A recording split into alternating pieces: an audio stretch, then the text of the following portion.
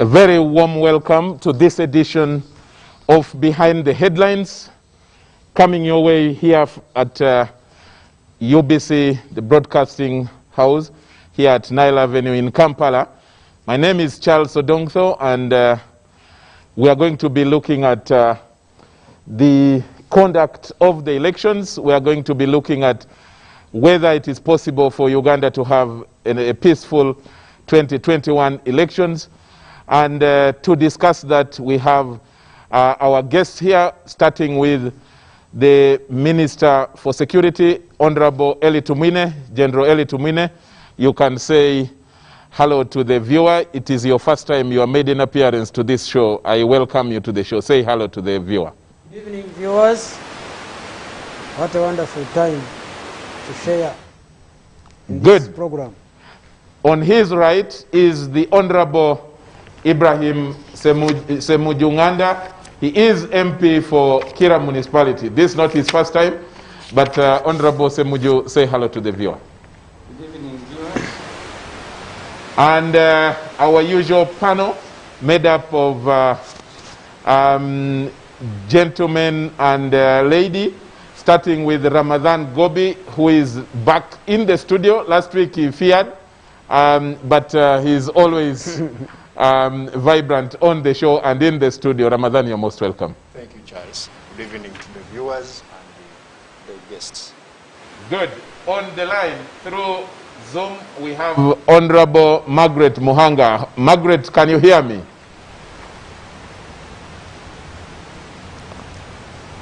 Margaret Muhanga?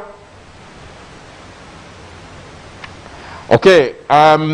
Whenever I catch her, I will let you know. My technical team is telling me we also have, is it Honorable Matthias Mpuga, all the way from Masaka? Okay, the technical link to Margaret Muhanga is not very clear yet, but she's on.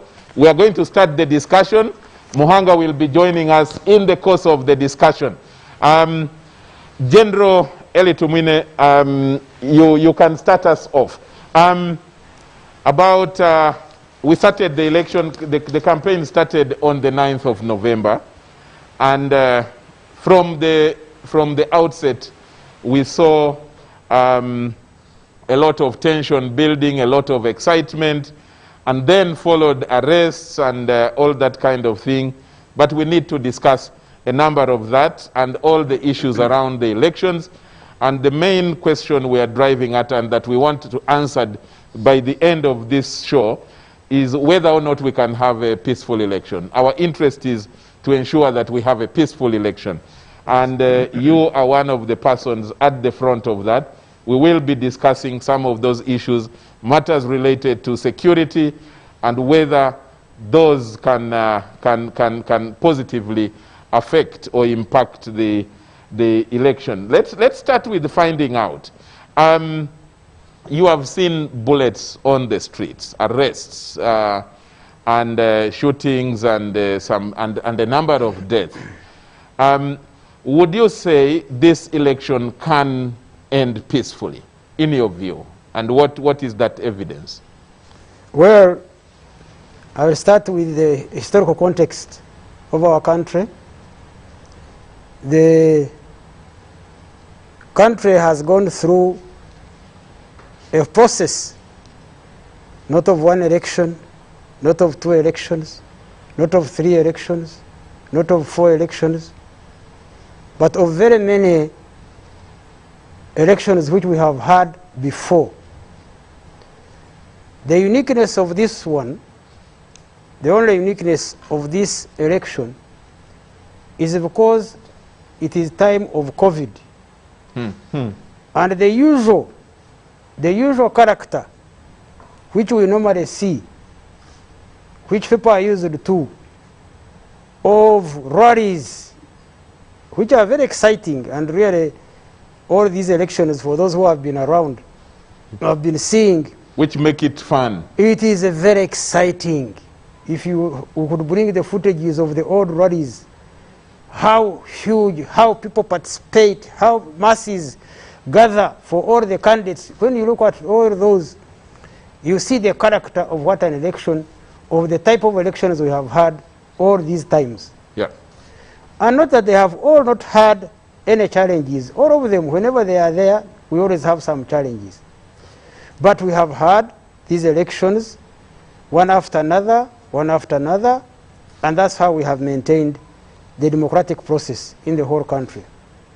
Now, this particular one has a uniqueness because it has restrictions. Yeah. At the beginning, there was the question, can it be held under this COVID situation, where you need social distance, where you need masks, where you need people not to gather in big numbers? And the challenge was, for some people, was that, oh, it will not be a campaign then. It will not be an election campaign season, because we want to enjoy that excitement. Now, as a result, after the election analyzed, the Electoral Commission analyzed that it would still be held with some restrictions, and it outlined with clear guidelines what restrictions, and discussed with all the parties and agreed with what guidelines to be followed. And they were published. And as soon as they are published, the guidelines of the Electoral Commission and the Ministry of Health, now comes, I would call it the discipline. Are people going to have the discipline? Are the candidates in particular going to have the discipline to ensure, moderator, I would request that we keep our masks on, because I'm an enforcer of COVID, and my colleague here has no mask. He has. Can you put it on? I think if the three of us are wearing... COVID enforcement requires that he puts on a mask. Okay, he will wear one when he's talking. No, I'm not going to put it. Then he is not qualifying to be in this panel. General. By the standards of COVID, just as an example. Yeah. Fortunately, this is an example. Yes, that's a good example. What I was explaining is this type of behavior. Exactly here, where COVID regulations, and you people, the public who are watching us, watch this. The COVID regulations are clearly written by the Ministry of Health to ensure safety, protection of our population. Yeah. And it is a requirement that once you are in public, you put on a mask.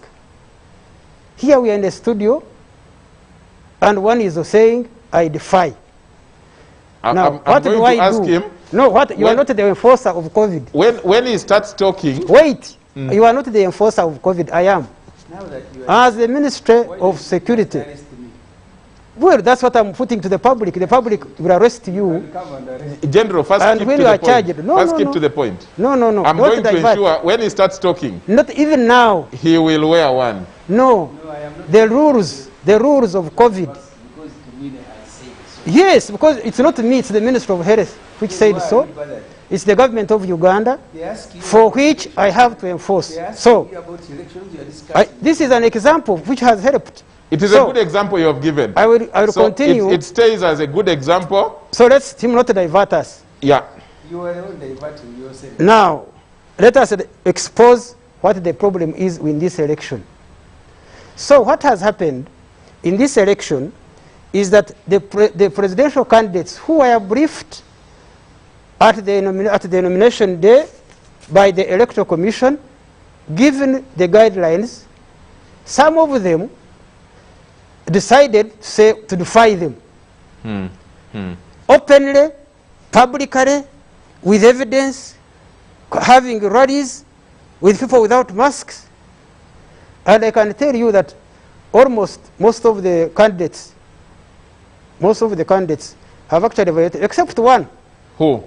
I think it is only President Museveni who is very strict, who has been very strict to those guidelines. Most of the others, I doubt, including not only presidential candidates, but some MP candidates. And in this particular case, to be fair, that is in all parties, including NRM. Some of those people are not following the COVID regulations. So bring us So the point I'm bringing into how it is now affecting that indiscipline, what you refer to as the indiscipline to not follow the COVID regulations or restrictions, leading to, can it affect positively or negatively, and how shall we ensure that those effects are that they can be averted, the negative ones? Yes, you know, for anything that we do, for those who want to be good leaders or who are freedom fighters, is always done for the interest of the public. Exactly. Is always done for the protection of the public. Is always done for the safety of the public. And before we go far, I would like to say that for anything you want to do, forget about these elections. Whether you want to be a good lawyer in your firm, whether you want to be a pastor in your church, whether you want to be a business person in your business, the basic, or a family person, the basic requirement, number one, is peace and security. For you to be able to do your legal work, of course, if you are doing illegal work, then that one is a different matter. But requirement number one that you need for doing anything, whether political, economic, religious, or whatever, is security for yourself. And I would like to ask Ugandans who are watching this. You tell your neighbor that peace be with you.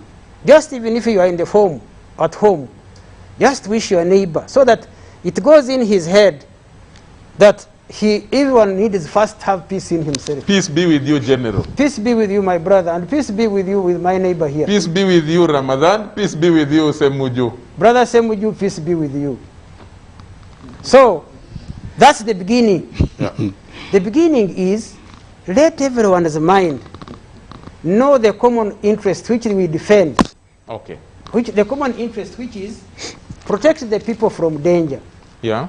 In this particular case, from COVID. And Uganda... Ensure they are alive. And effort for them to remain alive and safe. Good. Secondly, be able to carry out our activities in spite of those restrictions. Okay. And each one in his home, each one in his business, each one in his area of interest, is trying to continue doing what they are doing, yeah, in spite of those restrictions. Okay. Let me ask a following question to that. Around, the President addressed a number of COVID briefings.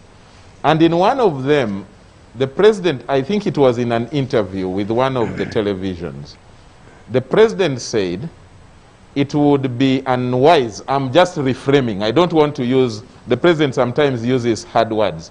But I want to reframe and say, he said, it would be unwise to have an election if this disease continues the way it is. We know at that time, either they were less than 10 tested positive or even none at that time, but COVID was threatening. By the time the election started, by the time it started the campaigns on the 9th of November, we had already registered even deaths, a number of them. We were already in hundreds of or thousands of positives. Why did you as government decide to accept that an election should take place when actually some of your colleagues in Parliament had proposed that the election should be postponed? Now, there was analysis. Yeah.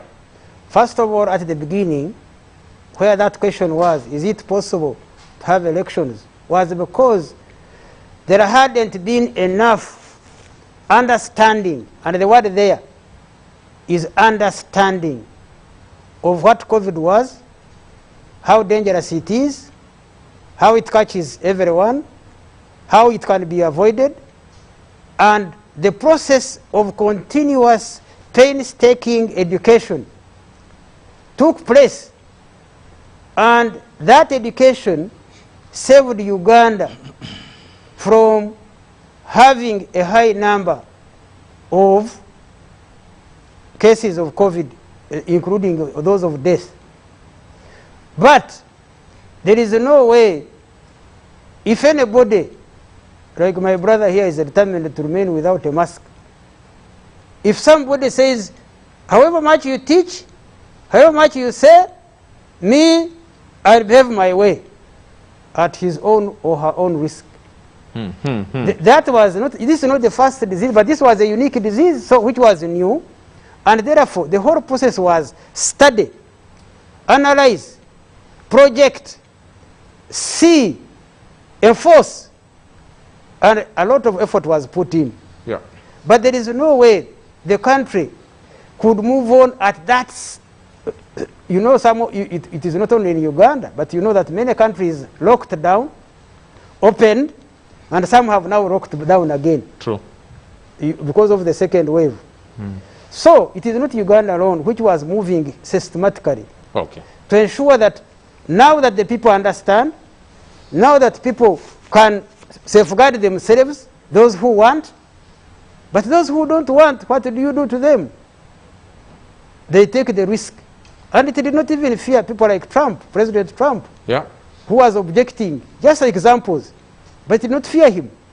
So we maintain the guidance as a government that it was appropriate to analyze and say at this stage, life can continue as long as we follow the guidelines of the Ministry of Health. Okay, thanks. Honorable Semujo, have you as opposition deliberately been indisciplined as far as COVID is concerned, hence leading to the agitation and the growing tension that we see in the campaign process? You asked General Tumwine whether we will be able to have free elections. Spend part of the time discussing Semuju. If you are not a visitor, you need to understand conditions under which these elections are held in Uganda. Elections under the Presidential and Parliamentary, mainly the Presidential Elections Act, don't start on nomination or on the day you go out to campaign, like you are suggesting.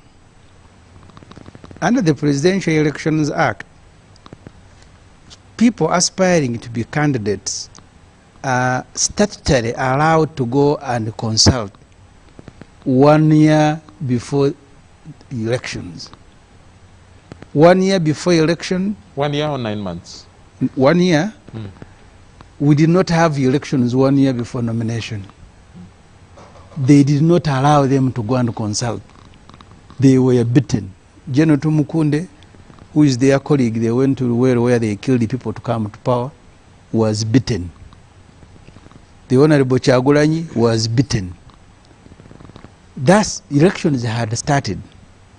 So COVID was God sent to them. Not that they want people to die, but it is a more, an excuse? Justifiable cause to restrict people's freedoms. But it came when our freedoms had already been restricted. People were not enjoying the freedoms that are given by the Presidential Elections Act. But even before, the whole idea of enacting a draconian Public Order Management Act was to stop people from associating in Uganda, stop people from assembling in Uganda. So therefore, COVID found us already when we are in problems. You hold a rally, they beat you, they arrest you. So the preaching he now makes of COVID, and I understood when you asked him about free elections, he said this is going to be held under COVID conditions. COVID is yesterday. There were no rallies in Uganda, no assembly, no association. So therefore the question you ask that we don't have discipline or we may not have, I disagree with that analysis. We've been pushing back. We've been fighting to ensure that we enjoy the freedoms that are guaranteed by the Constitution, freedom of association and freedom of assembly. So with or without COVID, I can assure you a decision had been already taken. There will be no processions. Because you see, the Tumwines have grown old. They came when they were boys. They can no longer compete with the people, younger people, who are charged at I think at about 20-something. You're talking about people burning tire. Tumwine picked a gun to go and fight in Ruwero, where we lost more than 500,000 people. They were very bad people. These ones who are burning tires are not doing something grave. These ones picked guns. They went to fight. So therefore, at that age, people do those things. Them, they picked guns, others are burning tire. Because of the resentment they have about a sitting government. These ones went to fight it, to kill people and remove it. But I don't want to lose track of the point. Is it possible to have free and fair elections? It is not possible, because you have a violent group at the helm of the state. They will make sure they have it their own way. They will now waive COVID and COVID regulations at you, like they were waiving Public Order Management Act at us. Therefore, the reason you will not have free and fair election, the reason you have had the shootings that you have, it is not because you have Tumwine enforcing COVID regulations. You have people who inherently are violent, and they will resort to violence when they are losing an argument, and they will restrict you using violence. That's why it's very difficult. 2001 election was extremely violent. There was even a report in Parliament of a committee, select committee chaired by, I don't know if he has retired now, Justice Augustine Nshimya. And that report speaks about the incidents that were recorded during the 2001 elections. Subsequent elections, you saw the shooting at Burang when Dr. Besigye went to meet Katikiro Mulika. So those are the conditions under which politics is done in Uganda. The biggest problem is that the Ruwero veterans, they want to stay in the government in perpetuity. They will change the constitution. They will beat everybody who they think now is providing them with a lot of competition. When you organize an election and you must win it, it becomes very difficult. So you'll keep changing the rules. Because on the day of nomination, we had prayers at Najanankun. They couldn't allow us to access our office. They registered the political party. Our candidate was kidnapped. I don't know which COVID he was spreading. Kidnapped and taken without shoes and thrown at the electoral commission. So which COVID was Amriate spreading when he went to access the FDC offices? So these conditions were predetermined that will not allow these guys to compete in this fashion, and that's why we are suffering. I went to Ghana. The iPod you see today, brought here mainly by the Netherlands Institute for Democracy. The things that we are doing, J. Rawlings now late did them in Ghana. In fact, at one time he was loading people in a helicopter and throwing them in the ocean, those who are competing against him. But they had a discussion as a country, and then agreed that, okay, we'll now have 2 terms, 4 years, and then you leave. And he subordinated himself to the agreements he made with other people. The trouble is that these ones, they don't subordinate themselves to anything, not even the constitution they wrote, not even the Presidential Elections Act they participated in making. They subordinate themselves only to themselves. Okay. So that's why you are in trouble. Because they carry guns. If you compete or you refuse to abide by their own rules, they will shoot at you, and they will tell you that you are going to shoot you, like I saw Tumwine on television telling people, police will shoot you. So that's what they know best. So therefore, it is not possible to have free and peaceful elections in Uganda when one group is violent and resorts to violence when it is put under extreme competition, extreme pressure. Okay. Let me finish with the politicians, and then I come to the gentleman here who is not a politician. Honorable Margaret Muhanga. Yes, please, you're loud and clear. I have to say again, another pole, sympathies to your family. You lost another member of the family yesterday. We sympathize with you, and Pole Sana. But coming to the debate, is it possible, given the COVID restrictions, to have a peaceful election the few left days, or that has been lost? If it is possible, or there are challenges, what can be done to make it possible, a free and fair, peaceful election? Good evening, viewers. And Charles, for me, I am very, very disappointed with us, the politicians, that even when we meet, we do not take care of the people we are meeting. It is so sad that a politician worth his name can speak the way Semu Uganda is speaking. We have had so many losses. Imagine, for me, I can say in my family, I've already lost 3 people. None of them is participating in an election. But what I want to tell you is that you politicians, you have really become a thorn in the necks of Ugandans. Why should you gather people? And let me tell you, all these processions you are making, anybody can make them. Even they can make a procession. But because some people have a feeling for others, they don't do it. These processions are encouraged. Police cannot keep hunting you down. How do people get to know that so and so will be in such and such a place? If you came, drove in your motorcade, went to a certain hall, met 200 people, dispersed them to go and look for votes for you in the villages, wouldn't it work? Why do you like processions, and what do they mean anyway? I have seen people who have had big rallies that you cannot imagine, and they never won elections. So don't bring people into crowds. Please don't. COVID is real and it's everywhere. At the beginning of all this, when the country was put under, you were some people in the opposition who said COVID is just an excuse not to allow people to move, to impoverish them. Seriously, some of your statements will turn against you one day.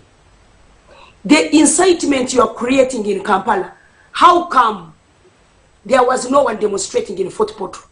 Because we are not bothered, and we are peaceful people. Just know that all this you are doing it to make people's shops get looted. I don't think those people who were demonstrating have so much feeling for Kyagulanyi. They are not related to him, neither are they his parents. No one that is close to him went on the streets to demonstrate. So for you to say people love him so much, so when he was put in jail, everybody went up in arms. Let me tell you, if you think security is a joke, go and live in Somalia. If you think insecurity is good, go and live in Somalia. See what is happening in Ethiopia. We need this peace. Don't incite young people to cause mayhem in the city. And I can tell you, I have listened to your words so many times. I do not think you love these Ugandans. You have never seen anything good in this government, yet you have thrived in it. Your opposition presidential candidates go telling Ugandans how Museveni has impoverished young people. Yet they have made it in this regime. How come you made it? Why didn't others make it? So many young people have made it without even, with basic education. Kyagulanyi has grown his career under this NRM government, which has created an enabling environment under which he has sung, he has danced before crowds, because the economy is big and people can pay. How do you then tell other young people that Museveni has sat on their talent, Museveni has impoverished them, Museveni has, sometimes he uses some word which I've forgotten, he says it in Luganda, but like meaning he has destroyed all your chances to make it anywhere. Let me tell you people, in spite of all the problems this government has, like corruption, public officials not respecting public goods, like vehicles, like it has given us a semblance, a breather, something to look forward to. Let people have personal responsibility. There are no jobs all over the world. Trump is ranting every day that China has taken their jobs. Is that Uganda? Everywhere else there are problems. There is no country which has got the biggest economy in the world is crying for joblessness. Really, who are we, Uganda, with a small economy, not and with the fastest growing population? It's actually, I don't even call it growth in population. It's explosion of numbers, where half of the population is below 16 years. What type of population are we having? So we are bound to have a lot of people without jobs. Nonetheless, there is every effort to make somebody do something wherever they are. Even people who are handicapped are doing something.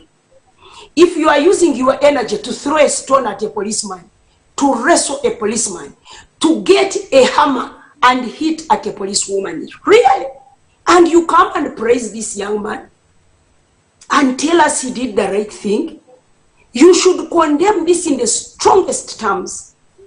I watched just for a second. I couldn't even see the hammer land on this policewoman. I couldn't stand it. And here you are not even condemning this person. You are just saying the government, the government. For how long are you going to sing about this government? I have even lost my voice because of the many problems I am going through these deaths that I have made. But I want to tell you, Semuju, wake up. Museveni came to power when you were a young man. Museveni came to power when I was a young girl in secondary school. We are both MPs. He has expanded government where everybody can participate. He has expanded the economy where there are so many opportunities. When we were growing up, there weren't even opportunities. So, whatever you think are his problems, let us not blame him for the young men that are throwing stones. People had all the time to throw these stones, even all other subsequent, past regimes. Okay, Margaret, your point has and Museveni has not ruled us with an iron fist. Please learn to respect authority. You cannot wake up in the morning and come with your truck full of tires, throw them on the road, block a public road that was built by your own money, and then you praise the people who came and burnt those tires. What authority do you have to block a road? Okay, Honorable Margaret. So? Margaret, one thing I want to tell you before your point has been made. Charles, let me come back to Gobi. Is that I do not condone the security forces, the things that they did, the high-handedness. But some people provoked security. You are hitting a policewoman with a hammer, and you expect the police to come and babysit you. Really? Okay. Let me bring. Why do you do such outrageous things? Let me bring Gobi. And then you come to TV and praise them. Honorable Semuju and General Tumwine will be responding to the issues you have raised. But let me first bring Gobi. Honorable Margaret has raised a number of issues. That the issue of jobs is not supposed to be an excuse. That there are job challenges. The search for job is a challenge everywhere in every economy. Of course, he has thrown back the challenge at the opposition, saying that the opposition are partly responsible for some of this violence.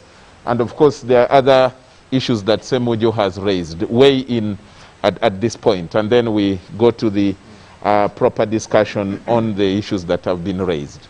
Thank you very much. The issue of violence has really been almost a constant occurrence in our elections since at least I've been able to follow them consciously. In 2001, the first time I voted, there was violence and a number of people died. I remember at one time they reported about 21 people. In 2006, there was violence. I remember when they arrested Dr. Chiza Besigye at Chengera. The entire city spontaneously went into flames and younger people again died.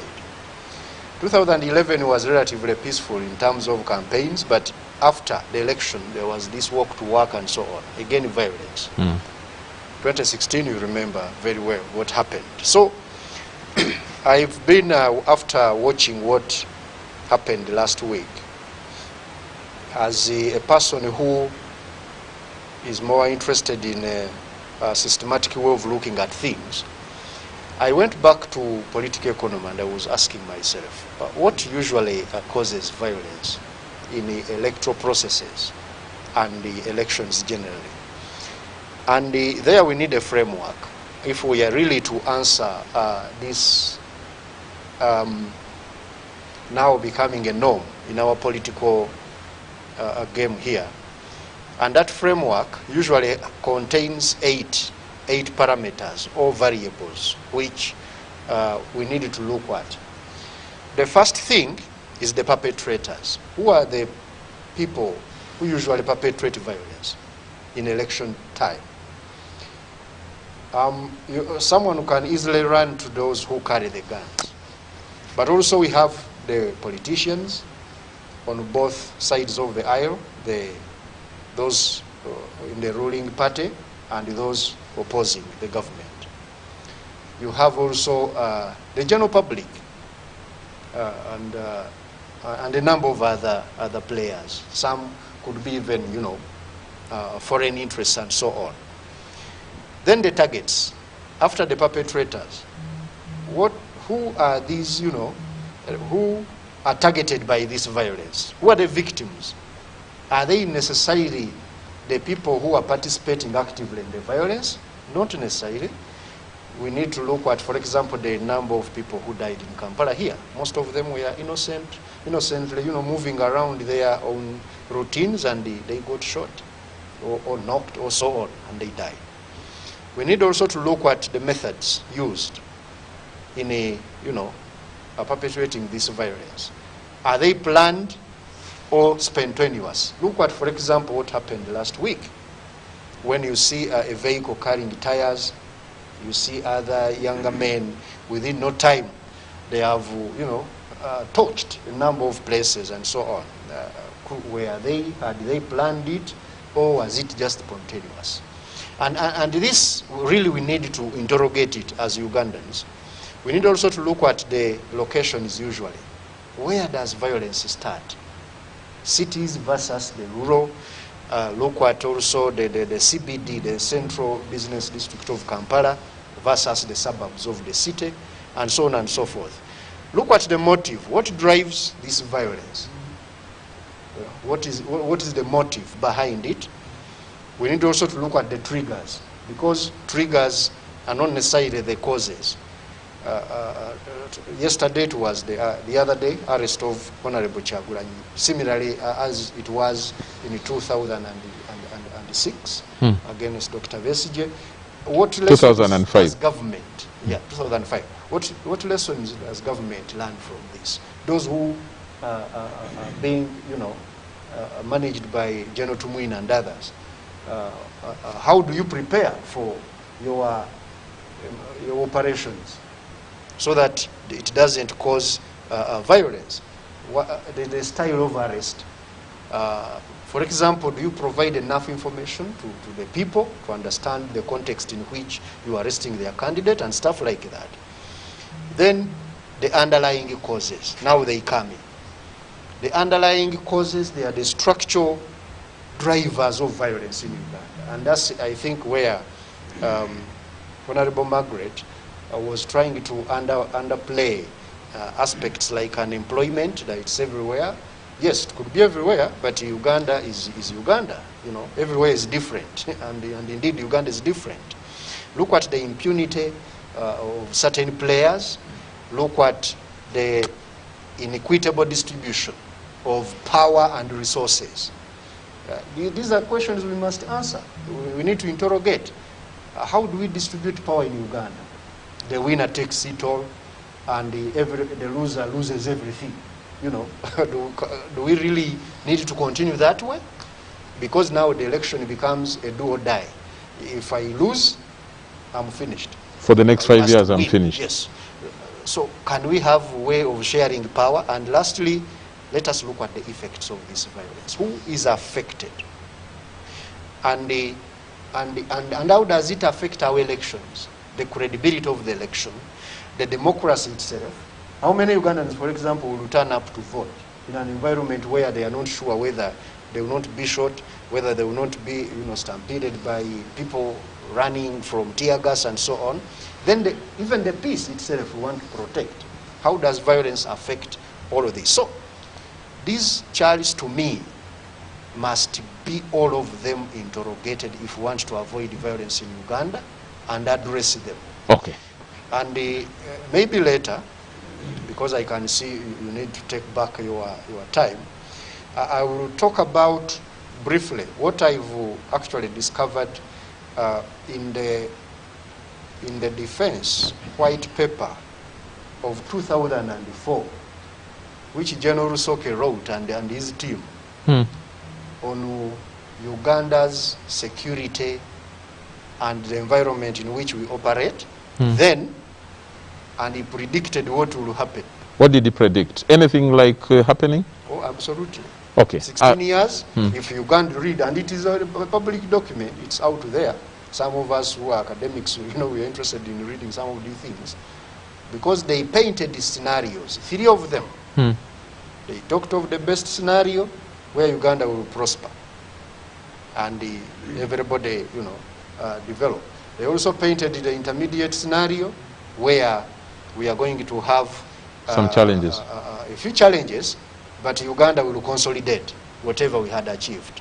And then they also painted a scenario of the worst scenario. So where do you think we are roughly in? Are we in the intermediate? We are still in the intermediate, but bordering a point where we're going towards the worst. This thing people talk about, sitting on a time bomb. Okay.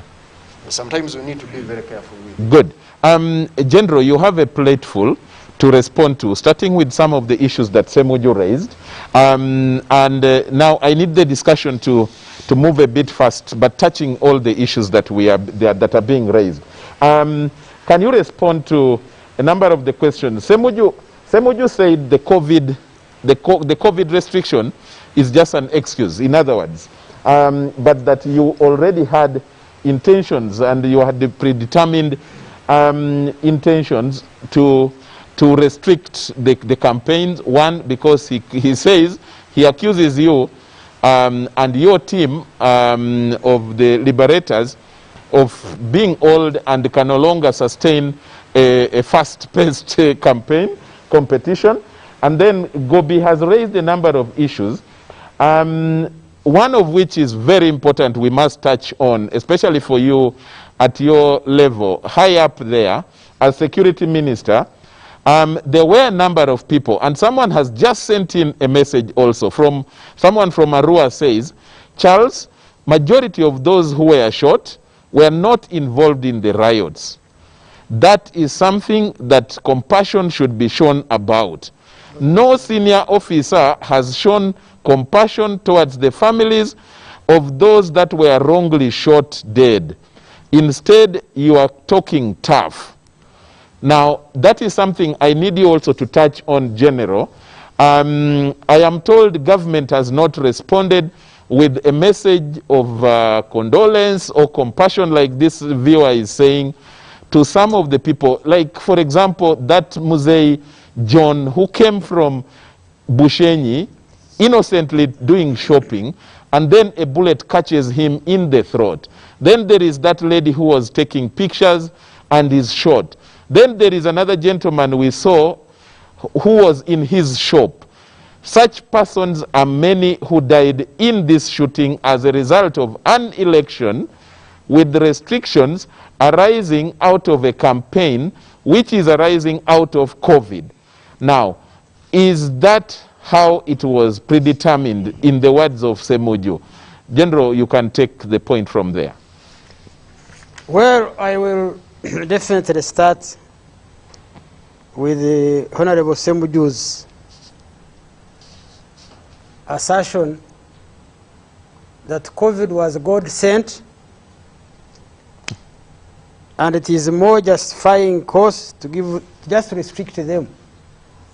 That COVID, according to the government, was God sent for restricting the opposition. Does COVID know your parties? Does COVID, is it segregative? Are there no opposition members of your parties who have died of COVID? So that shows, and really I would like the public to see how some of these leaders mislead the public, misguide the young people, make statements that are out of logic, that COVID was God sent to help the government. First of all, this is not the first campaign. The old campaign, as I have said, there have been campaigns. So on that one, I'd like only say public see who these are.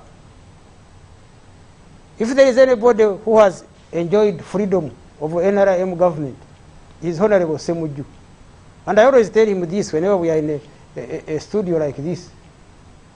If there is anybody who has enjoyed the freedom which is saying they are being restricted, it is Honorable Semuju.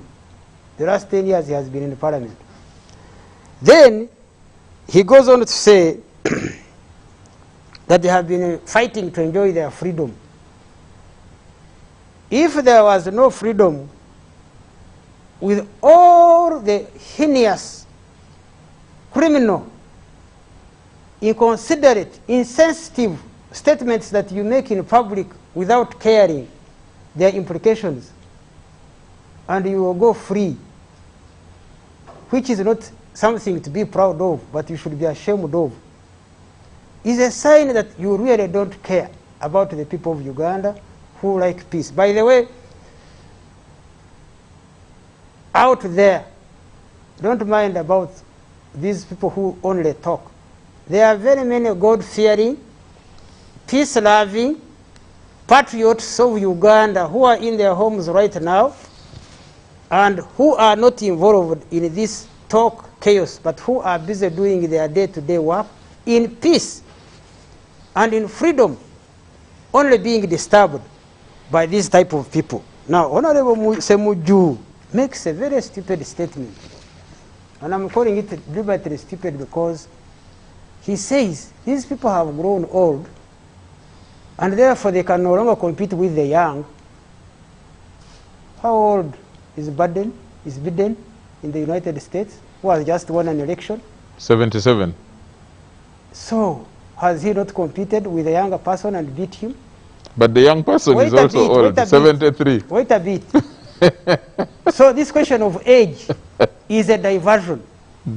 This question of trying to say that for them they are young is a stupid argument. In the 6th Parliament, there was a group called the Young Parliamentarians. YPF. Young Parliamentary Association. I used to engage them because one of my duties is to engage young people and bring them together. So that I can confirm. I used to engage them. Now, one of them told me that, you dead wood, you should leave, it is our time. And I called her to the canteen.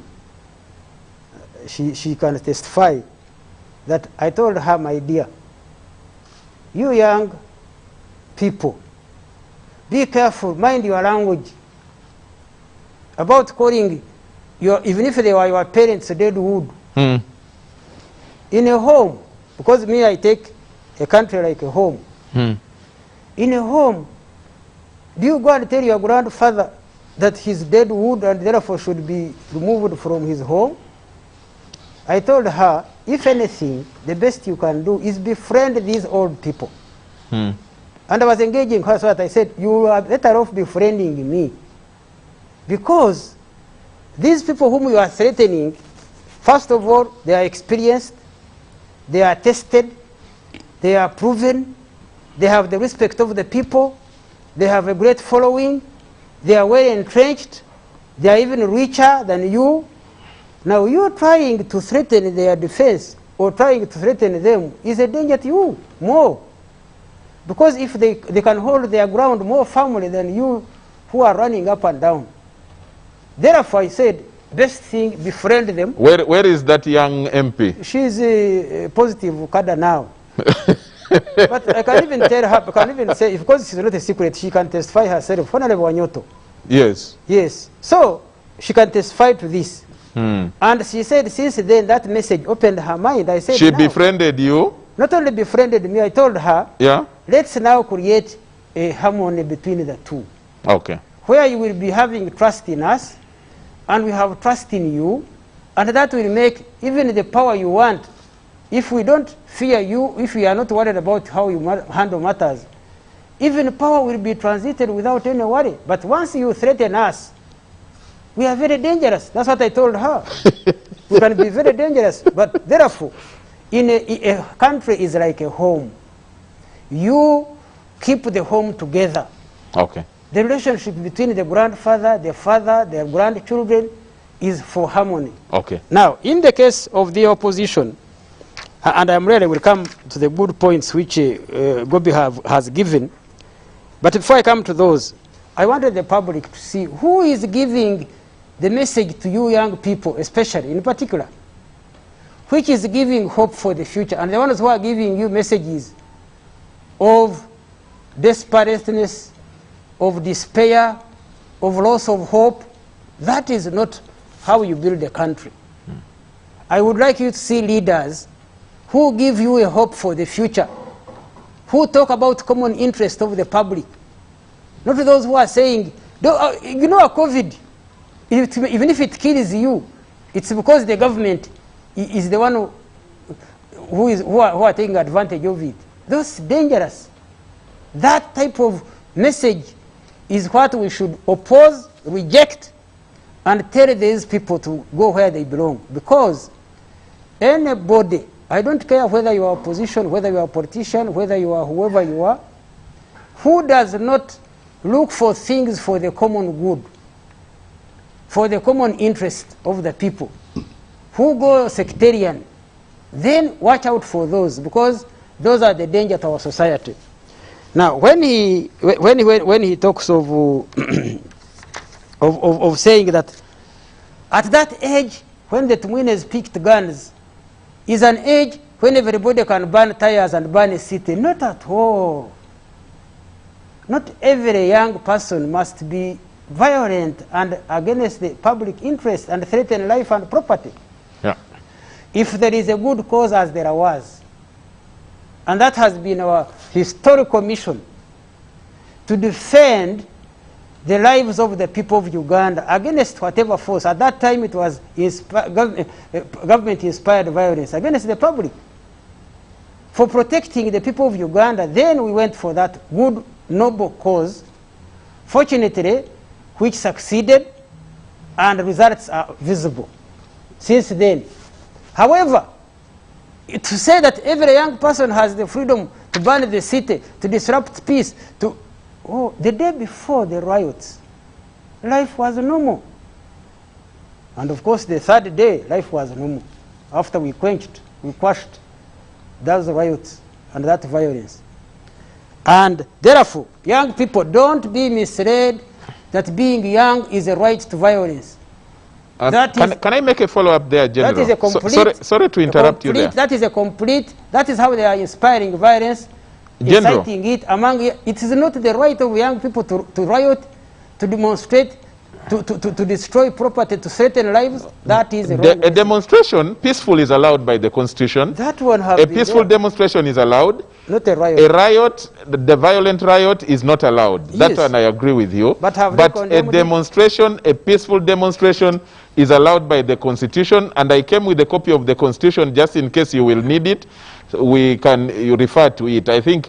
Can I quote for you? The Constitution says, in the enjoyment of your rights, Yes.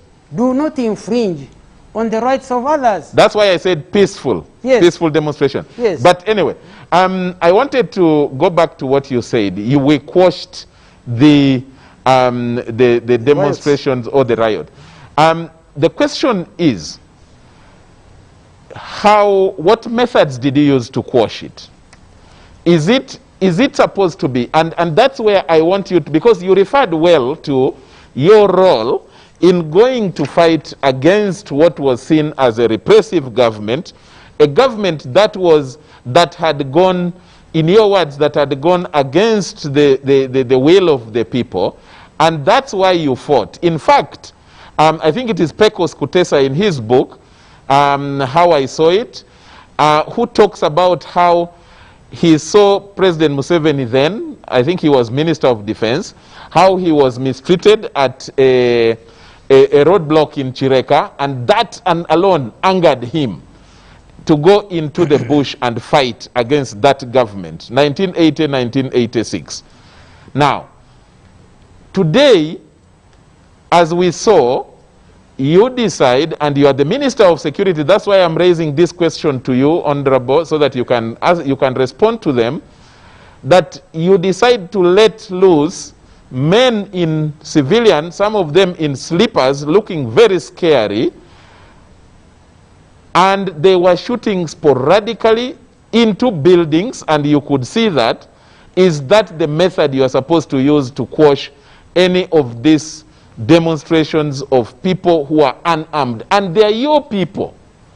First of all, none of you here, and all those are here talking, know well how riots are quashed, because you only talk from emotion, you don't talk from real facts.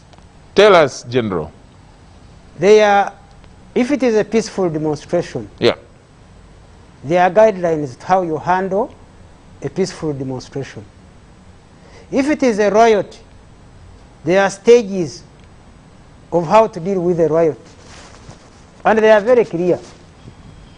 And the simple statement I want to make for anybody to hear: the force you use against anybody threatening either your life or the lives of the public is commensurate to that threat. Can I repeat?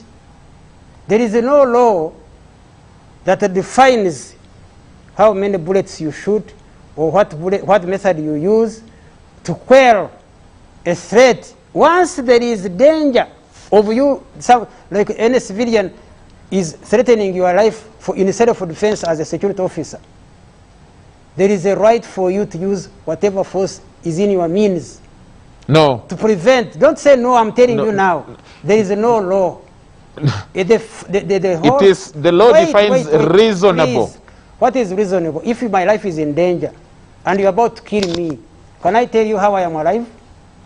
At Kabamba, when you hear I shot the first bullet, the man I was about to shoot me, and in principle, in war, why adui kabla ya kuwai? That's a principle.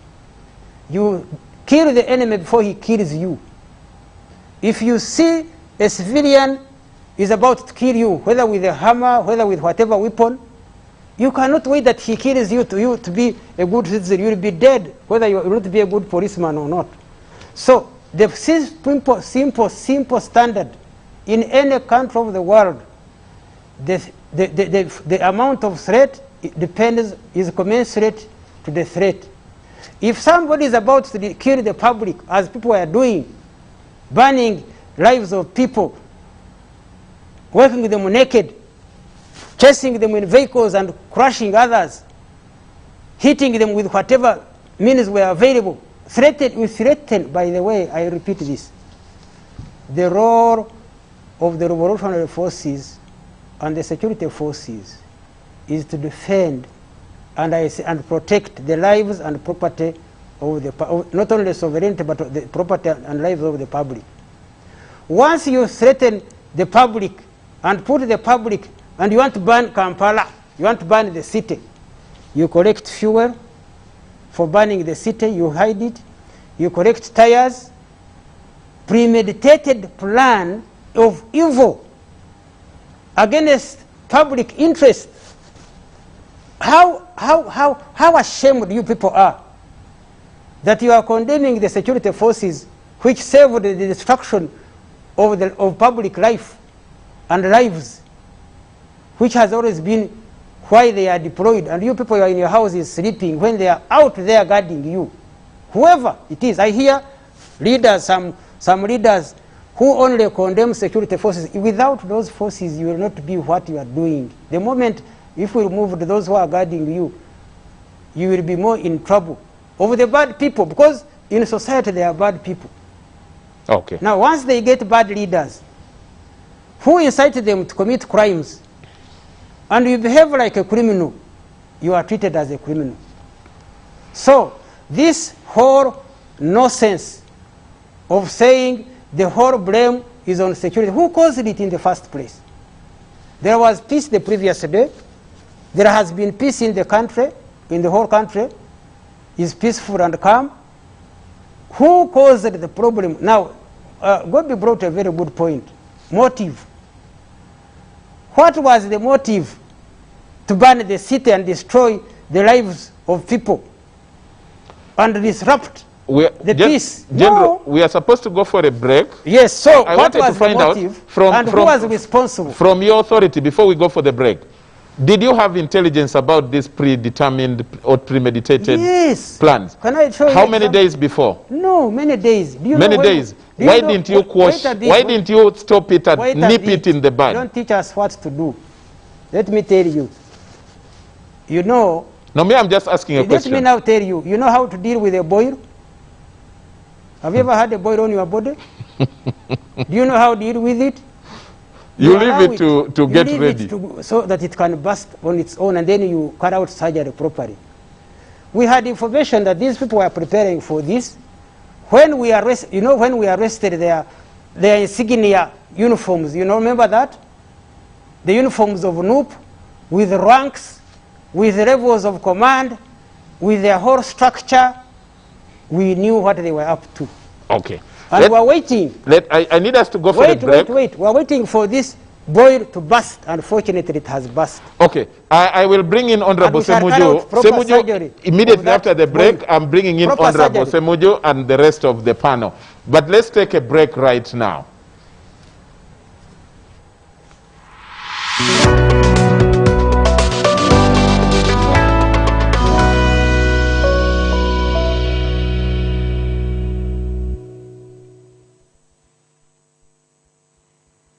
The Director General National Population Council cordially invites honorable members of Parliament, representatives of government ministries, departments and agencies, department partners, local government leaders, cultural and religious leaders, the civil society, academia, the private sector, the media and the general public to the launch of the 2020 State of the Uganda Population Report under the theme, The Impact of COVID-19 on Population and Development, Challenges, Opportunities and Preparedness. The guest of honor will be Right Honorable Dr. Ruhakana Rugunda, the Prime Minister of the Republic of Uganda, and the keynote speaker will be Professor Frederick Edward Makumbi, a senior lecturer and departmental chairperson, epidemiology and biostatistics, Makerere University School of Public Health.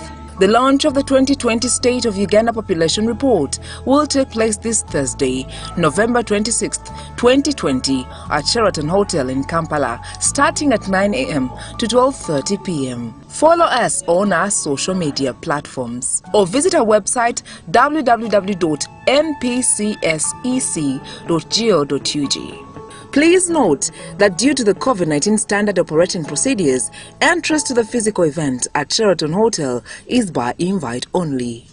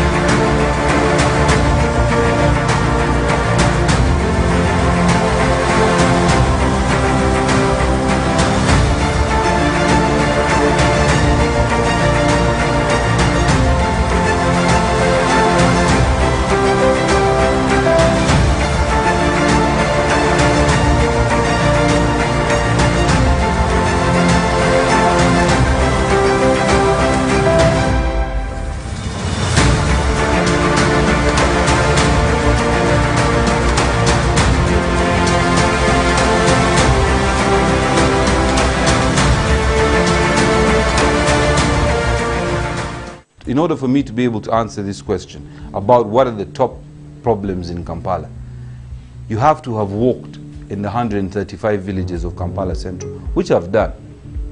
And for me, the most prominent issue is unemployment.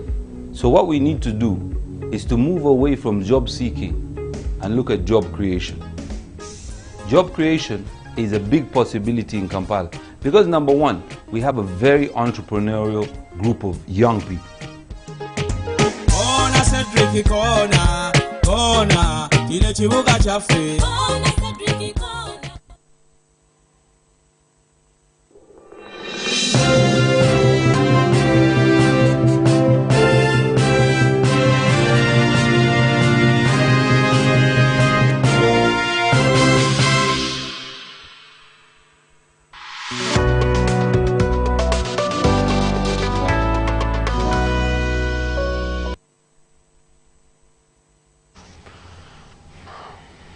Welcome back from the break. This is Behind the Headlines, and if you want to follow this discussion, you can as well follow it on social media. We are broadcasting on YouTube, on UBC TV. That's on it Facebook. We are also on UBC Television Uganda, which is on YouTube. And then we are live on Magic 100 FM. You can also follow on that.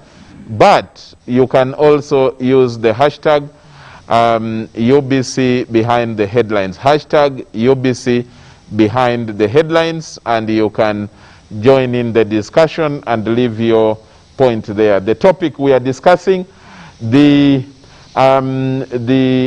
unrest and how Uganda can have a peaceful 2021 elections. Can Uganda have a peaceful 2021 elections? And to discuss that, we have the Honorable Minister for Security, Honorable General Eli Tumine. We have Honorable Ibrahim Semujunganda, and we have Gobi Ramadan, lecturer at MUBS, in the studio. Joining us through Zoom, we have Honorable Margaret Muhanga, who is all the way in Fort Portal City. She is the MP for Buraha in Kabarole. Honorable Semujo, before we went into the break, General fielded a number of questions. I want him to rest a bit for now, and then we will bring him more questions coming from the listener, and I mean the viewer. He has insisted on a number of things, one of them being that some of you opposition leaders have not condemned the violence on the streets.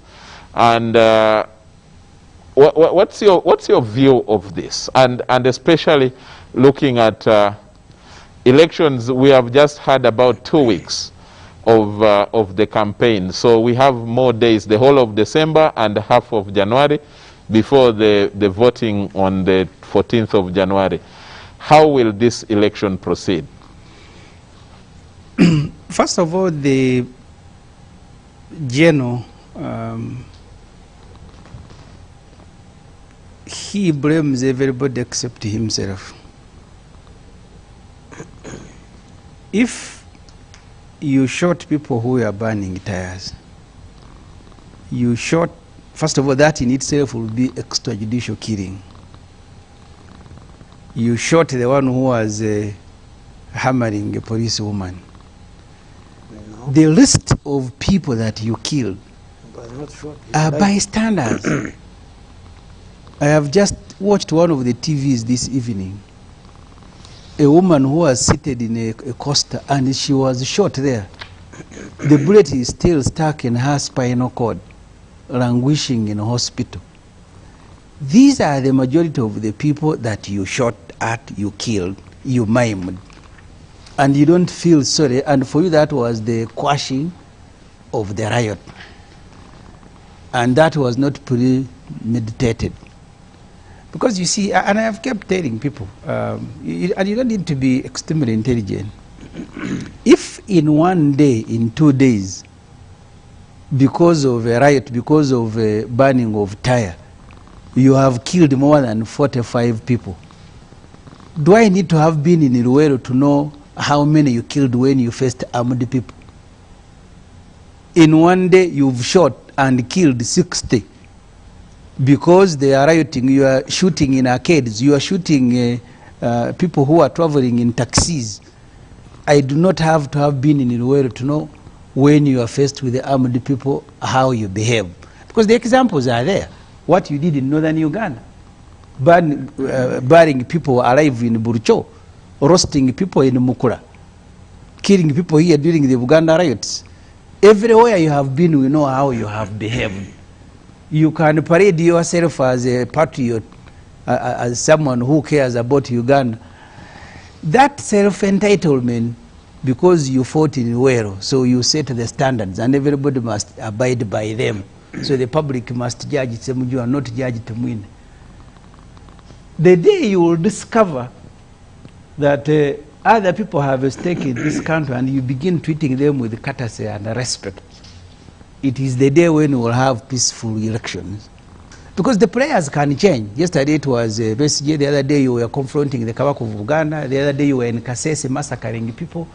Ask yourself, why you? You are the one killing in Kasese, killing in Teso, in Mukura, killing in Acholi, killing in Uganda. So all these other people don't care about Uganda, they are not patriots. It is Tumwine who is a patriot. You are in Iruwero killing. Until that violence has got out of your head, this country is in trouble. You see, for Ghana now to begin enjoying the peace that they have, J. Rawlings, who was loading people in helicopters and throwing them in ocean, until it dawned on him that to have a country, you need to do the following. Look at what Kenya is doing, with all their problems. Uhuru Kenyatta says, no. If you keep one part of the country dissatisfied, that country may explode one day. And that's why this section of society should also have an opportunity to lead Kenya. For them, this is like and the reason I said, and I saw Margaret Mohanga, I don't want to take responsibility for ignorance of what I said. I said, look at the root causes. Before COVID came, were you allowing people to enjoy themselves? Did you allow aspiring presidential candidates to go and consult, as the Presidential Elections Act says? Did you allow them? Tumukunde was beaten. Kyagulanyi was beaten. And that's why I said to you, COVID was godsend, because now you can wave it at our face. In the past, who did you allow? Even MPs, you remember? At one time, they said 2 MPs cannot address a rally in another constituency, because they think Uganda is their parents' estate. They must determine how other people live in it. You can continue because today you carry a gun. And the mentality of all the African people who carry guns is that the country now belongs to them. They will determine how others enjoy. And I have seen Margaret, of course not surprising. I have heard Tumwine, of course also not surprising, who think they have a higher stake in Uganda. Other people are agents of provocateur. They are the ones disturbing peace, because policemen, you have no justification to win, to kill a person who has come to Kampala to check on his children, you have no justification to shoot at people traveling in a taxi. Even if there is a riot, you don't have that justification to shoot at children who have died. People are collecting bodies. They have fresh graves in their compound. You have no justification. You must treat people with remorse. People are bleeding. They are crying. You've killed their loved ones. What is the difference between you and the past government that you want to fight in Ruwero? They had the similar justification. We are fighting rebels. They are fighting you. So if you continue rationalizing killing, then you have no reason to blame Obote, who was fighting an armed rebellion in Ruwero. Because if you, I just imagine if it were you faced with an armed rebellion, of course when you are first one, we've seen what you do. You went to Kasese, mauled down everybody. You did the same thing in Burucho, in Achori. Roasted people in wagons in Teso. We cannot have peaceful election the moment you compete people who have made violence their trade. And you can hear the way Tumwine speaks, as if Uganda belongs to him, is doing people, any other person a favor. The security people you are talking about, they are working on your orders. You are the one who put them on the street to go and begin shooting. Riots have taken place in America, they have taken place in other countries. They don't respond to riots the way you responded to this particular riot. That you go shooting randomly, you beat journalists, you shoot at schools, you shoot.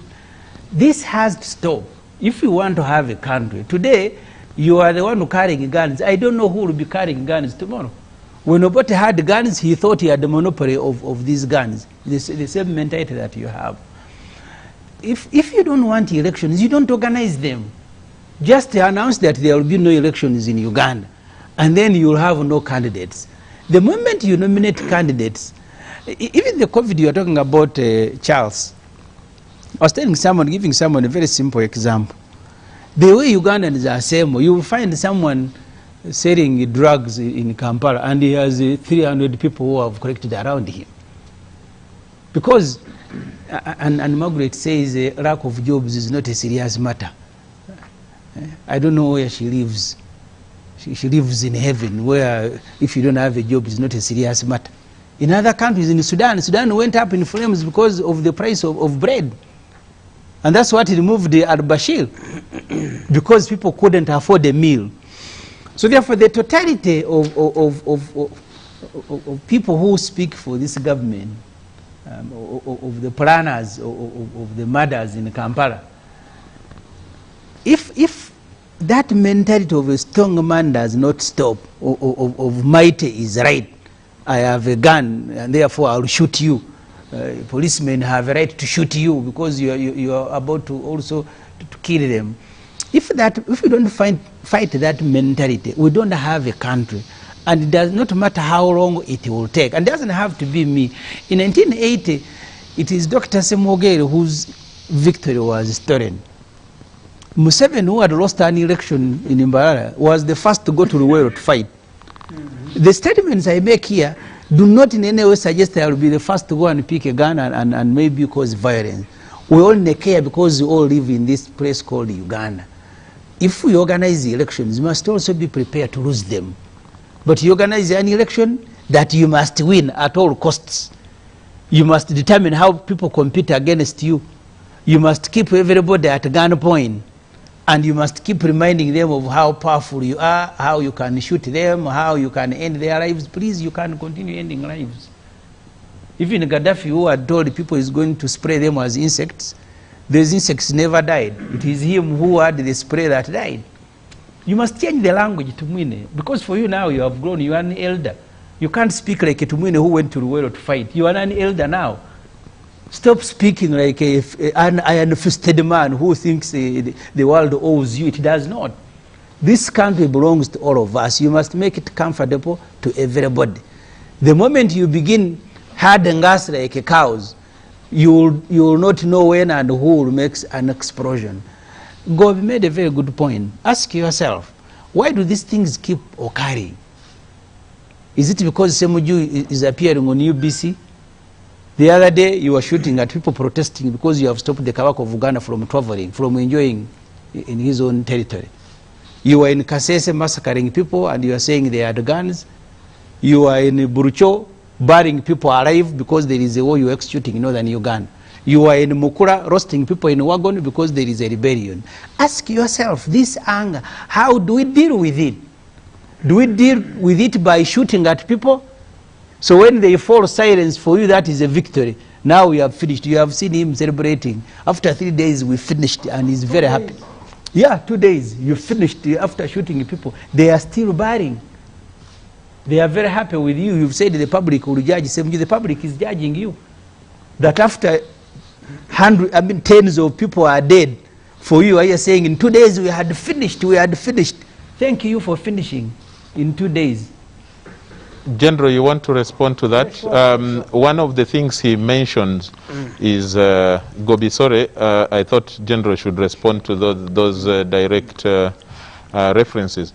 One of the things he mentions, he refers to, is Mukura, which was a very unfortunate landmark in the, mark in your CV.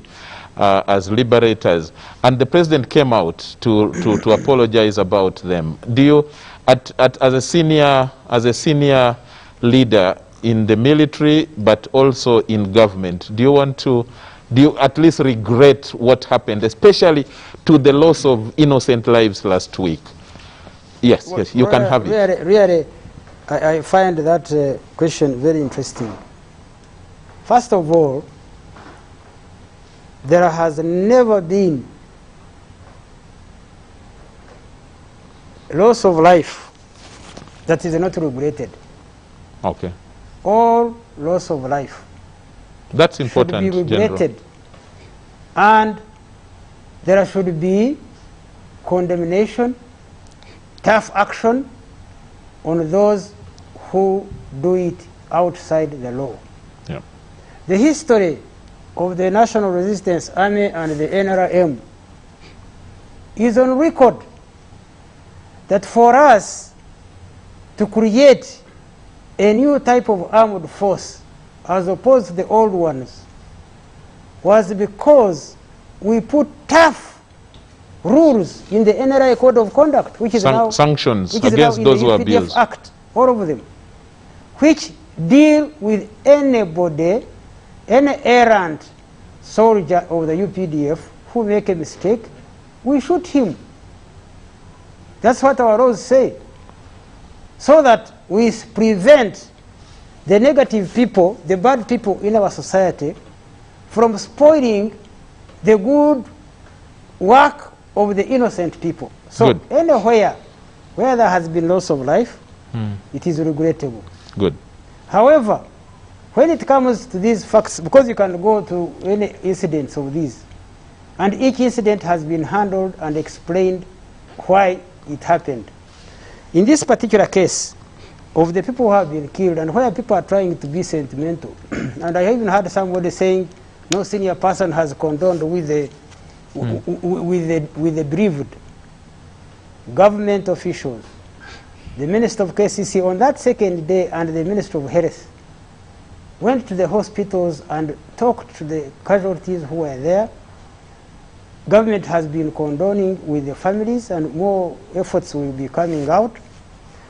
And therefore, everybody should regret the loss of lives and the injuries and the suffering and the inconvenience and the robberies and the disruptions are regrettable. But the question is, who planned, who prepared, who started, who caused that what has now resulted in this regrettable situation?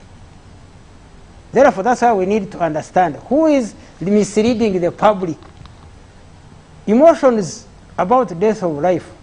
If you create chaos, anarchy, which results in death of lives, lives actually started dying before even bullets were shot. People were being knocked by cars which were being chased, you saw, because we are now talking of what is visible. And therefore, anybody who keeps saying the violence was okay, but the only problem is the result. No, this is the result. The result is regrettable because they were lives innocent. Not all of them were, by the way, we are still researching. Not all of those who died were innocent. We have to sort out who were innocent and who were not. That one is a subject of investigation. So, part of the security forces are part of the injuries. Injured by the rioters, prepared by the political leaders to attack. And they said this before. You heard Senyonyi said they had more power, more people than the police, and they have been training to attack the police. So imagine who is a danger to society. The one who goes and plans to disrupt the peace of the people of Uganda and cause death and burn the city and burn petrol stations and do all the havoc, and you think they will not be dealt with? So I want to say that the one who started it, you see, the whole point is the motive.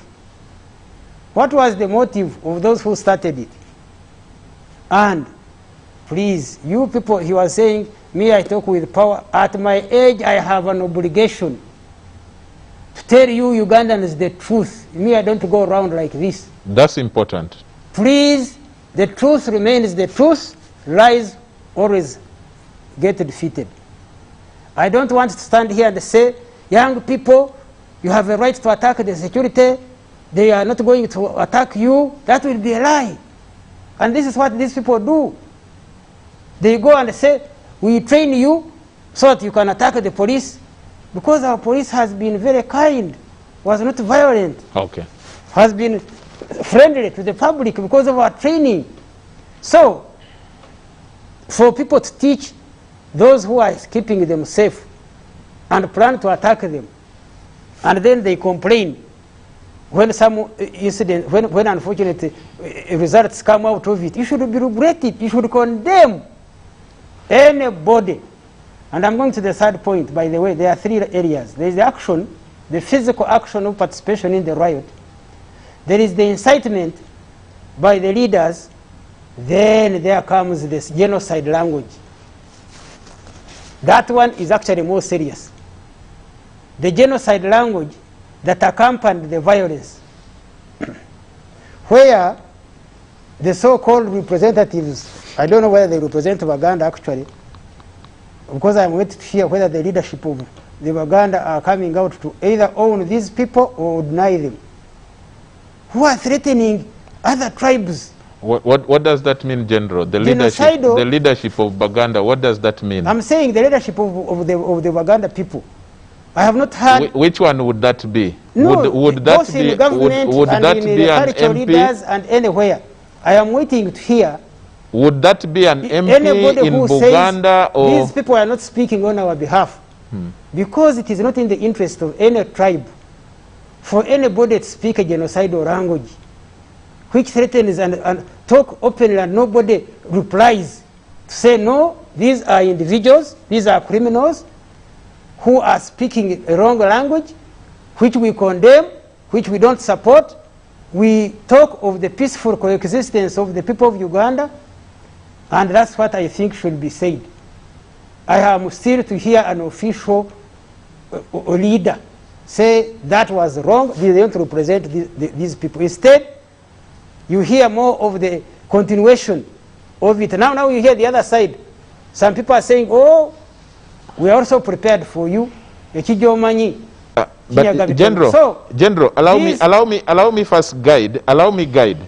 General, the trouble I find with that is because it is a general statement that comes on social media, and it is hard to align it. You remember when? Do you remember, General, with the hindsight memory? Do you remember when Honorable Mbabazi, when the Honorable Mbabazi, your senior colleague, announced that he was standing, and there were clips of, these video clips on social media again that were in Runyankore, in Ruchiga, and you could not tell a source of it. Did you ask anybody from Chigezi or from Ankole to come and say, or would you not be unfair to say generally leaders of Baganda? Because I think that is not possible. Who are you blaming for that? And who are you holding? I can tell you, when that came out, many people spoke up, including the president. Yes, the president spoke about it. Against this type of talk. And we have always preached against sectarianism. True. Anybody and who practiced it. Anybody who you have preached against it and practiced it. Who advocates for sectarianism is against his own interest. In Uganda of now, true, it is very difficult to separate who is a Munyankore, who is a Muganda, who is what. Then why should you be worried? So, it is very difficult to separate. Those who are speaking on behalf should be told that you are just speaking for yourselves, you are a criminal, you are breaking the sectarian law, and you are talking a genocidal language, but I can tell you that no one will succeed with it. It is bad, and we must condemn it. But General, do you know there is a gentleman with a long mustache, white, who actually was one of those who recorded himself. For him, he recorded himself, and you can see his face. He recorded one where he is talking about tribal things. Then this week, it emerged he is now recording one apologizing for our ruling party. And he is again attacking violently on video, which he has recorded. But he is not being called to account or being stopped. How do you know? It's not being condemned. I want you to join those who will condemn whoever. Me, I am always doing that. I would like you to know, and I'm telling you, anybody, whoever it is, depending on whichever side he or she is. They are usually men. Who speaks?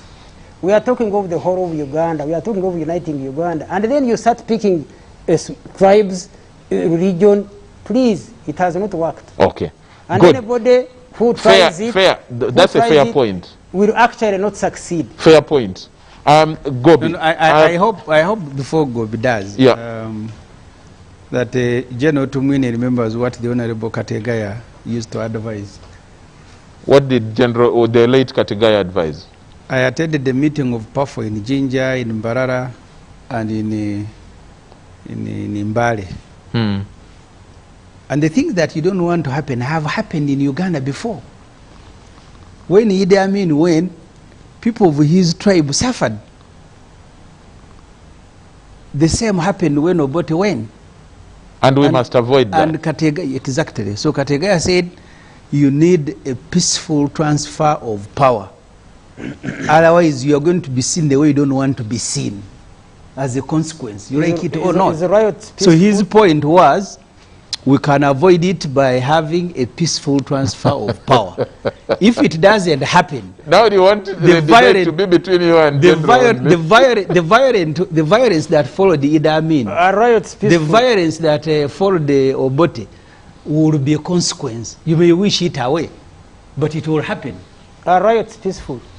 Okay, I will ask General after Gobi and Margaret. Gobi, Honorable Semuju is introducing the aspect of transition. General talked about it earlier, the whole issue of transition.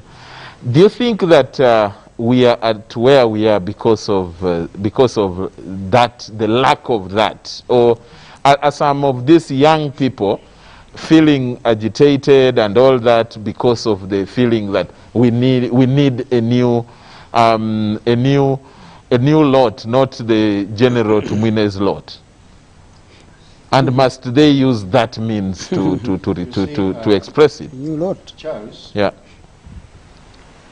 4 years ago, I wrote an article. You know, I write a column. You do. Remind us, there are many. In 2016, after the elections, there were almost similar events, like the one we saw the other day. And I wrote an article with the headline, Ugandans are damn angry. Why? And the people who read my article last week, they thought I had written it last week. It's nearly 5 years old article. It is an article which was asking why are Ugandans have reached the, when I say Ugandans, I'm a bit unfair. Some Ugandans, particularly younger people, especially those in this greater Kampala metropolitan area, because this is the one where I stay and where I follow some of these events on social media and so on. They're exhibiting a lot of anger. When you read the messages, for example, the head of state is talking. Some of us have access to social media. You go to Facebook, and you are seeing many younger people abusing leaders in very bad language. And now the general is bringing in the aspect of sectarian voices and so on. This has been known. It hasn't just started. Same message I saw in 2016. I remember vividly a certain younger family, a man who got his children, very younger babies, 3-4 years, and he put there the poster of President Museveni. And these younger boys, one boy and another girl, were picking stones and hitting the poster. And the father was asking, what are you doing? And they said, we are beating Museveni. And he went ahead and asked, why are you beating him? They were speaking in vernacular.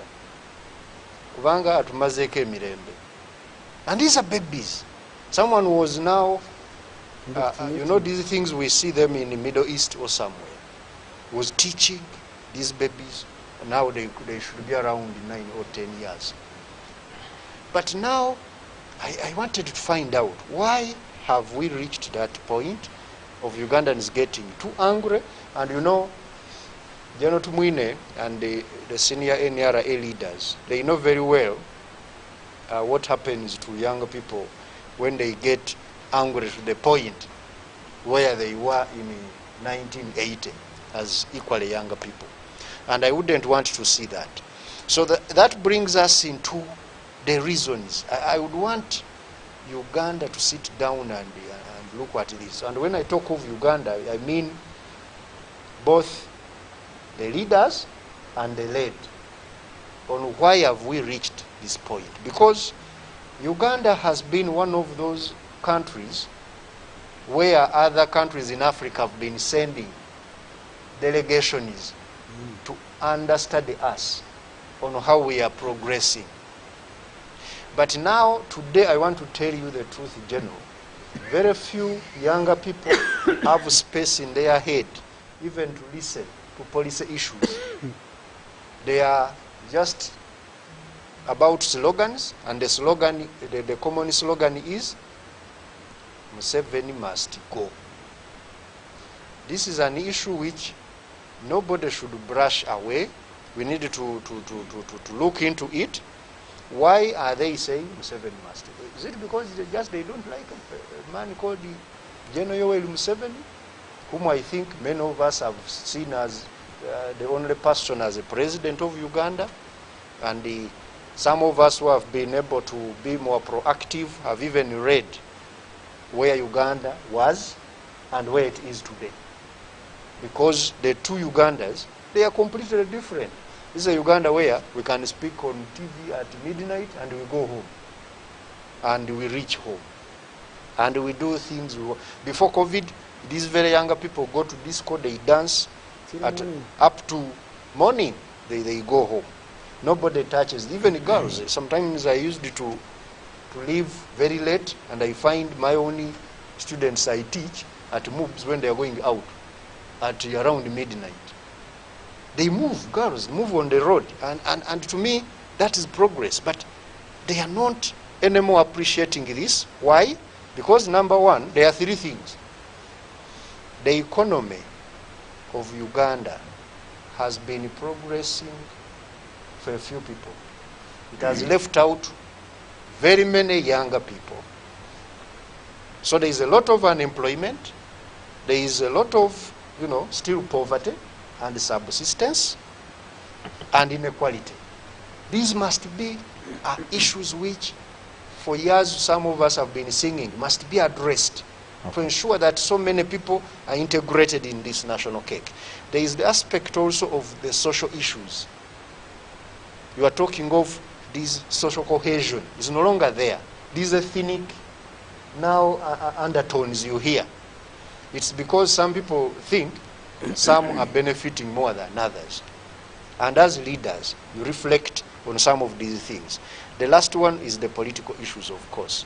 For me, the tensions, the political tensions are built on this winner takes it all. We must, find a way now of sharing power. Because whenever you win the election, you take all of the power and you leave others without anything. And I think in a younger democracy, a younger nation like Uganda, a younger state, there must be ways of inventing means of sharing power. In Kenya, they did it, for example, they integrated those they have defeated, you remember, after 2007, and it helped to calm down the tensions. Here and now Uganda, they are doing the BBI Dr. again. Besigye has been fighting with the NRM for how many years now? Since 2001. He has never gotten anywhere near the table. So some of these things we need to start discussing them. Okay, General, allow me bring, I want to bring you in. There are many questions that have been pushed at you.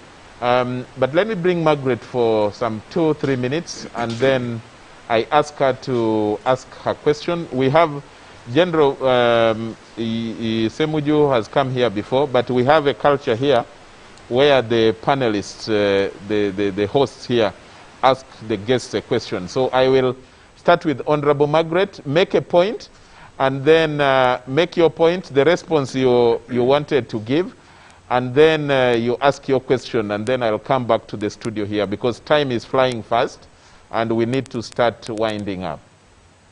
Margaret.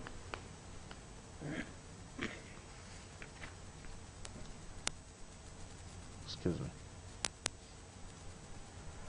Margaret, can you unmute? Margaret, unmute your set.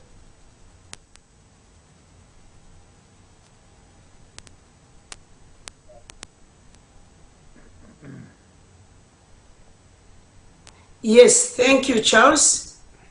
And I would like to, first of all, inform my dear friend, Honorable Semuju, that I did not mean that having jobs is good. I did not say that. What I said is that there are more opportunities under this government than opportunities that we had. Actually, I grew up under this government, but there were fewer opportunities. Now that the economy has expanded, there are more opportunities. But these opportunities cannot be grabbed by everybody. There was only one university when I was going to school. They are now over 36. A lot of graduates are coming out of school. Even other people have gone to tertiary institutions but have not got jobs, and they are angry. But their anger should not take themselves to the streets. And I appeal to parents, do not allow your children to go on streets to meet their anger. There are so many avenues in which we can bring these young people together. We don't have to shout at them. We don't have to speak to them in bad languages, but we can bring them together, find something that they can do. Not everybody will be gainfully employed. After all, anyone who is employed has never been rich. Sudiri is not employed by anybody. Patani is not employed by anybody. Mukwano is not employed by anybody. So most rich people actually employ themselves. So let me tell you one thing that I always disagree with my friend Semuju. Semuju comes from a totally different background.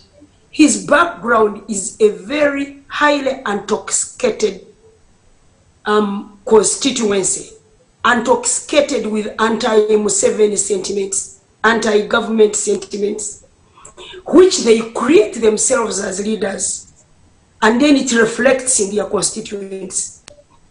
Should he not incite his constituents? Semuju, you and me agree that you won't get votes If you speak about any good thing about this government, people will say you've been bought, because that's what you've been preaching. So you are a slave of your own words. And where things have reached with most of you guys in parliament, especially those who come from Kampala and Wakiso, is that, you see, there's a saying that if somebody doesn't like you, even if you dance on top of water, they will complain that you are raising dust for them.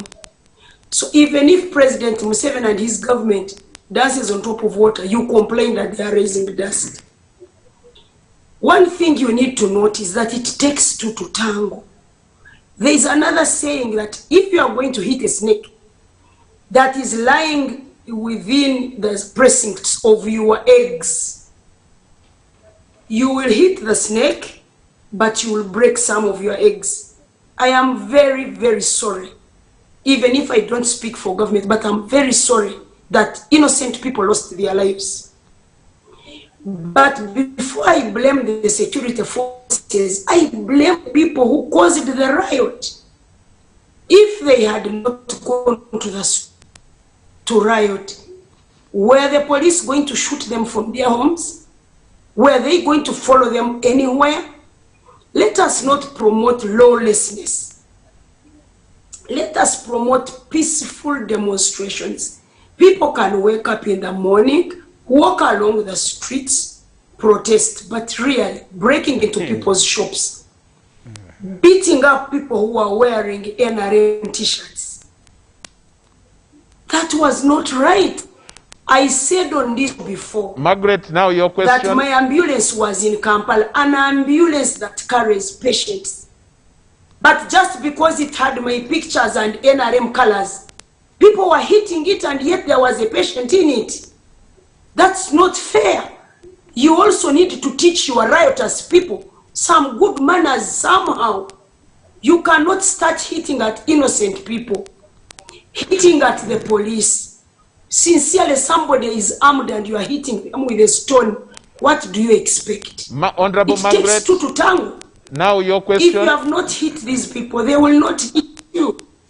Now your question. I want to go to my questions. Can I please ask my questions so that I leave at once? Yes. Okay, let me ask my questions. I want to ask General Tumuin to tone down, because fire is not answered with fire. Where people have annoyed you so much, I know that you have a passion for this country. And a lot of people have been provoking you into saying things that you may not have said. But tone down a little. So, and my next question will be to Semuju Nganda. Please, Semuju, stop inciting your people. Okay. If you tone down yourself, because I am telling you that fire is not answered with fire. The same way you are exchanging with the general, it is not solving the problem. Can you two people kindly tone down and stop inciting the public? Okay. It's your word against his. Thank you. Thank you so much. And nothing to waiting from all this conversation. Most welcome. Thank you. Thank you, Margaret. I also wanted you not to overtalk, because I know you have been going through a lot and your voice is coarse.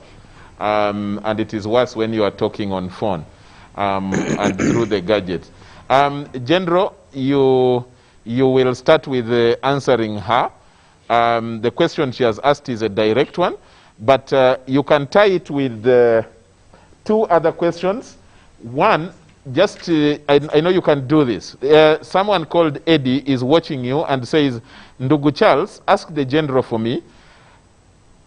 The same way security is picking up some of the rioting ringleaders, should we expect the security forces that carried out, that some of the security members that carried out, especially the extrajudicial killings, to also be prosecuted? Are you investigating this in their individual capacity? That is a question from Eddie. And then Gobi also asked the question of have you failed on the social cohesion of the country? In your 10 points program, point number 3, you talked about national unity and something to do with social cohesion. Have you failed? And then, General, there is someone who is asking about the transition question. Do you think that if, let's say, if Muntu or Chagulanyi or Amuriat or Mao won, or any of the candidates defeated your candidate, President Museveni, would you peacefully hand over power to those? Those are some of the questions you need to respond to. Okay.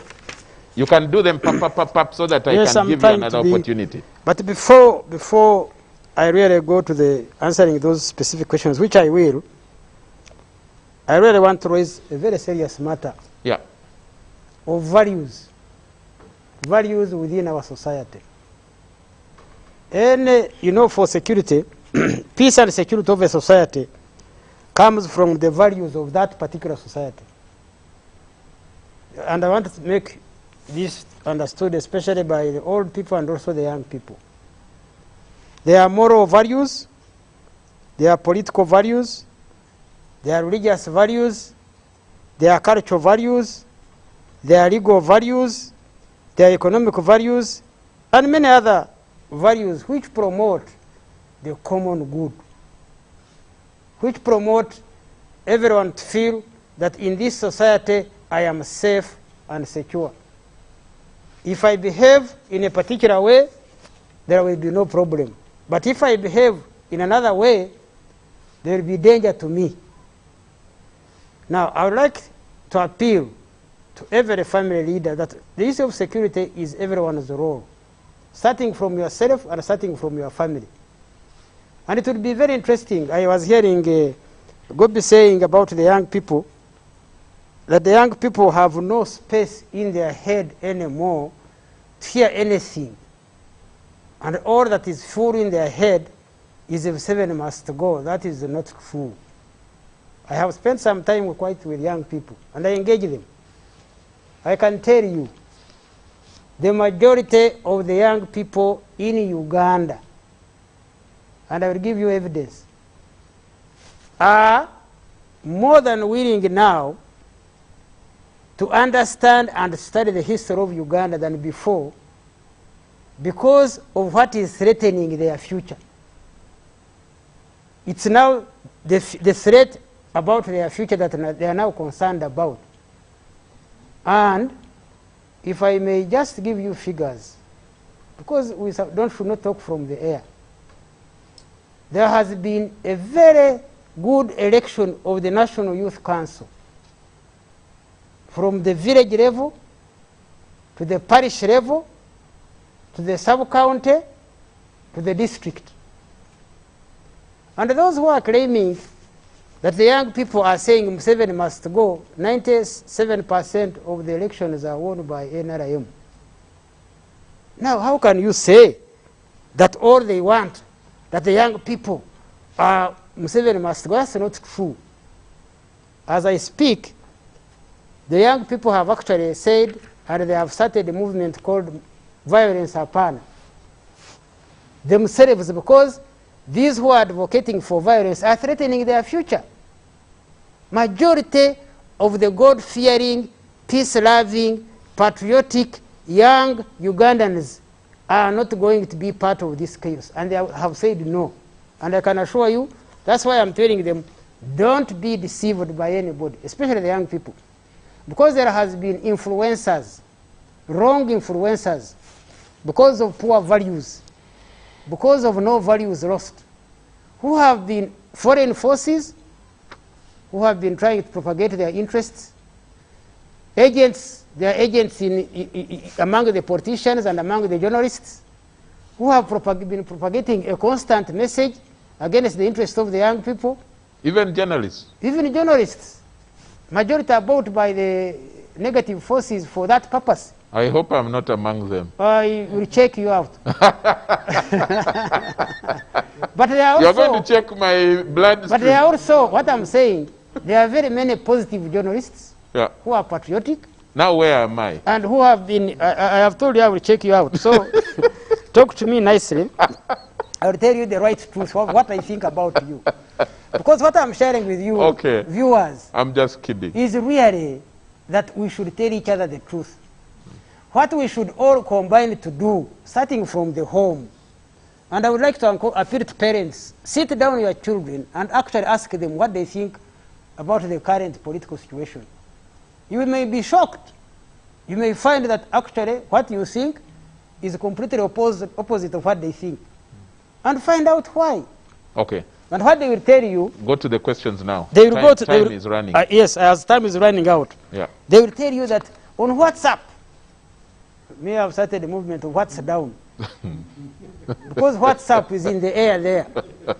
And whatever goes up comes down. So, if you went to the what's down, the realities of the ground, you'll What find is that behind the headlines, like this one? like this one. Behind the We headlines. should tell each other the truth, start from your home. Let's talk to our young people, talk about values, which are for our common interest, which we should all share. Whether you have an institution, a school, or a university, let's discuss these matters. And that's my appeal. Okay. That let's tell the truth and not just trying to be political arguments for the sake of it. Now, Honorable Muhanga's question of fire is not answered by fire. Actually, in my culture, when somebody starts a fire here, for you to get out that fire from spreading, you go and make fire ahead of it. And you encircle it. But that is not in your culture only. No, it is that in is my... a proven scientific Yes. way of Some people putting don't off know fire. about- some people Even don't- in my culture, we do that. Some people don't know about it. You have to go and teach people how fire is when you start here and it starts, and especially the wind is blowing this way. You go and make fire ahead, so that by this time it goes there, it finds there is a space it cannot continue burning. I want to assure Ugandans that, you know, these threats of violence have not started now. Since they started long ago, as my brother God was saying, that these elections have had violence, they have been, while you were there planning for defiance of everything, we have been also making our round fire ahead and preparing and gaining more capacity. There is a time I had a function with Dr. Kiza Besigye together. And they had almost stopped him from speaking. I said, no, let him speak, and he spoke.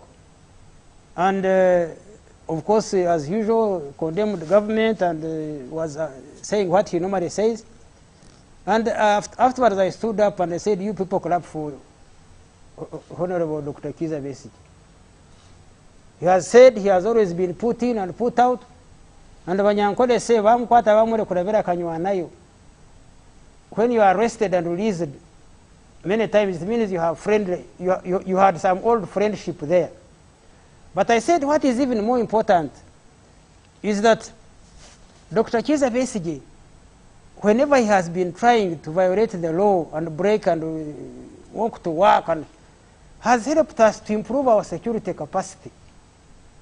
And that's what I want to assure Ugandans. But you know, on the record, he has he has won most of the cases, if not all, that were brought against him. Yes, but see, that's a legal process.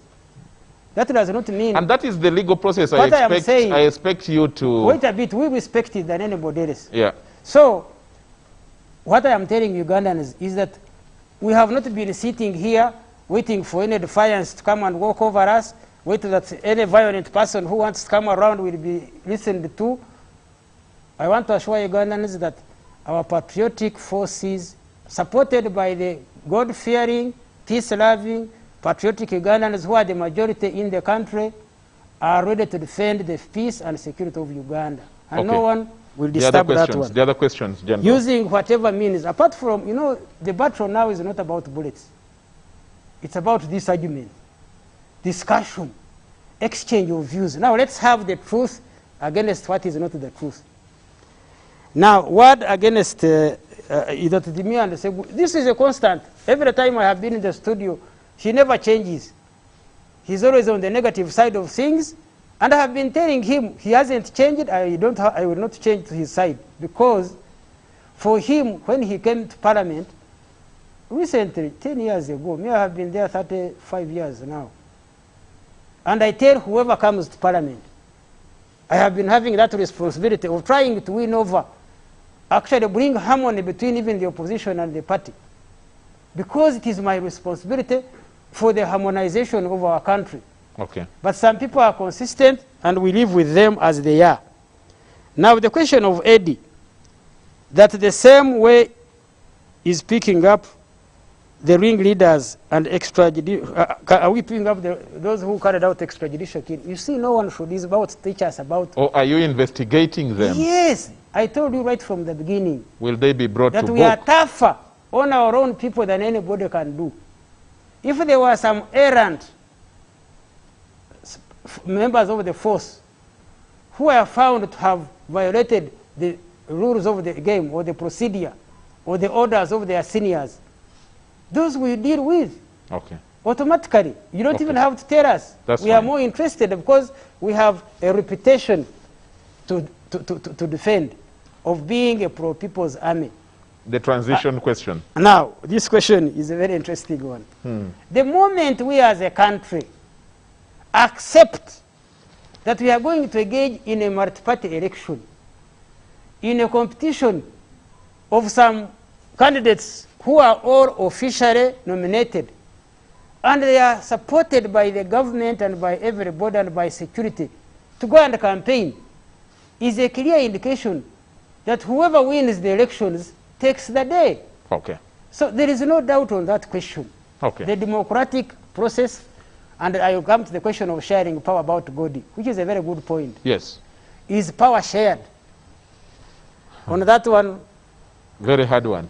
No, it's the easiest. From our principle, program number 1, real democracy, which we started with, Uganda is the most democratic country in terms of sharing power. Right from the president, I don't know of any other country which has elections up to LC1.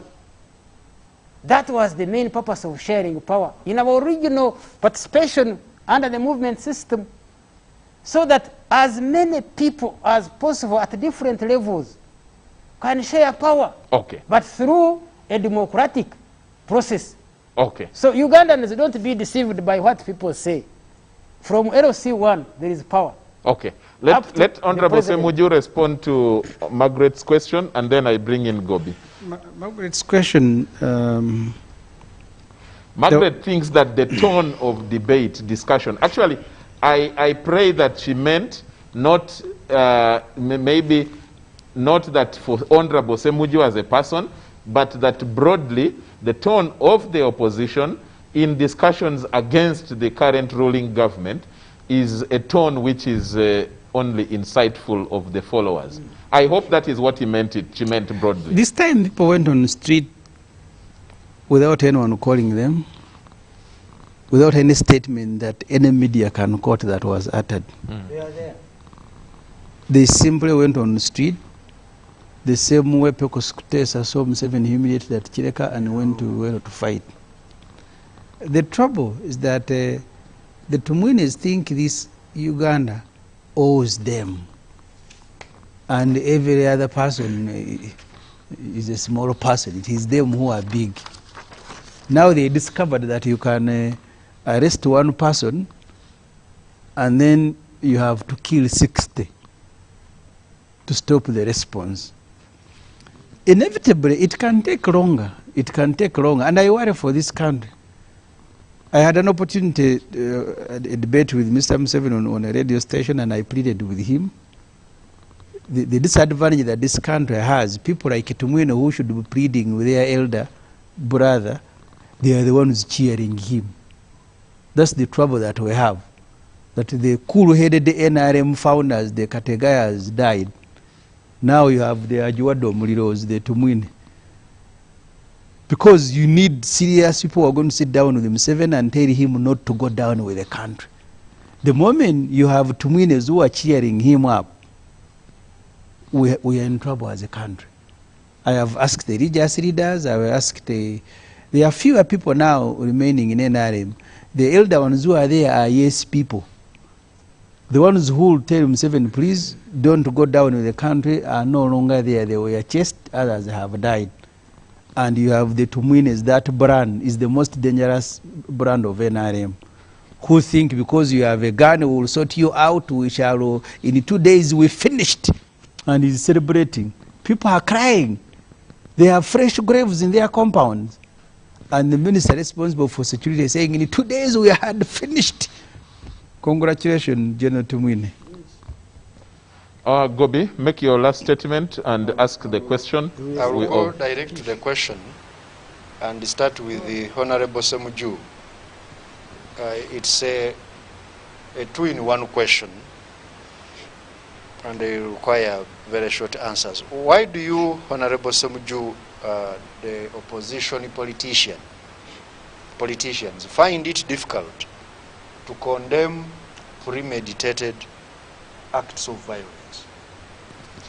And relatedly, why have you refused to adhere to the COVID SOPs, well knowing this is a global pandemic which has killed over 1.4 million people, and actually here in Uganda it is about to get to 200 people. And to General Tumwine, why don't you use rubber bullets to quash the riots? And being the custodians of the security of life and property, don't you gauge the collateral damage in deploying officers with live bullets? Why have we thrown away the culture of rubber bullets so that we can save lives? As Semuji is going to start, General, the final question, there are two questions that have come from someone called Billy. He's saying, Charles, please ask General Eli Tumwine, is he still a serving UPDF officer? That's from Billy. And then the final one. Is that a question? That's a question. Read the UPDF Act. His name is permanently engraved there. Read the schedules. And then this the army other is question, theirs. Their names are there. The other question is, in your estimation, was the last week's operation meant to be for the military or for police to handle? Semuju, you can start. So I am not speaking on behalf of all the opposition. I am, as a person, reluctant to blame victims. And that invitation I decline. That you shoot people, and as we bury them, you invite me to condemn them that they were burning tires. I decline that invitation. The second point, if we've resumed normal lives in the markets, on the street, and everywhere, you will be a fool to think that COVID is going to spread only when Semuju is addressing a rally in Chireka. The whole country is not adhering. So do I want to become an angel? And the reason we are being beaten is not because this government cares now anymore about, they're actually opening up everything. So the reason we are being beaten is because they have bad mannered, they don't want to compete with the people, yet they announce competition.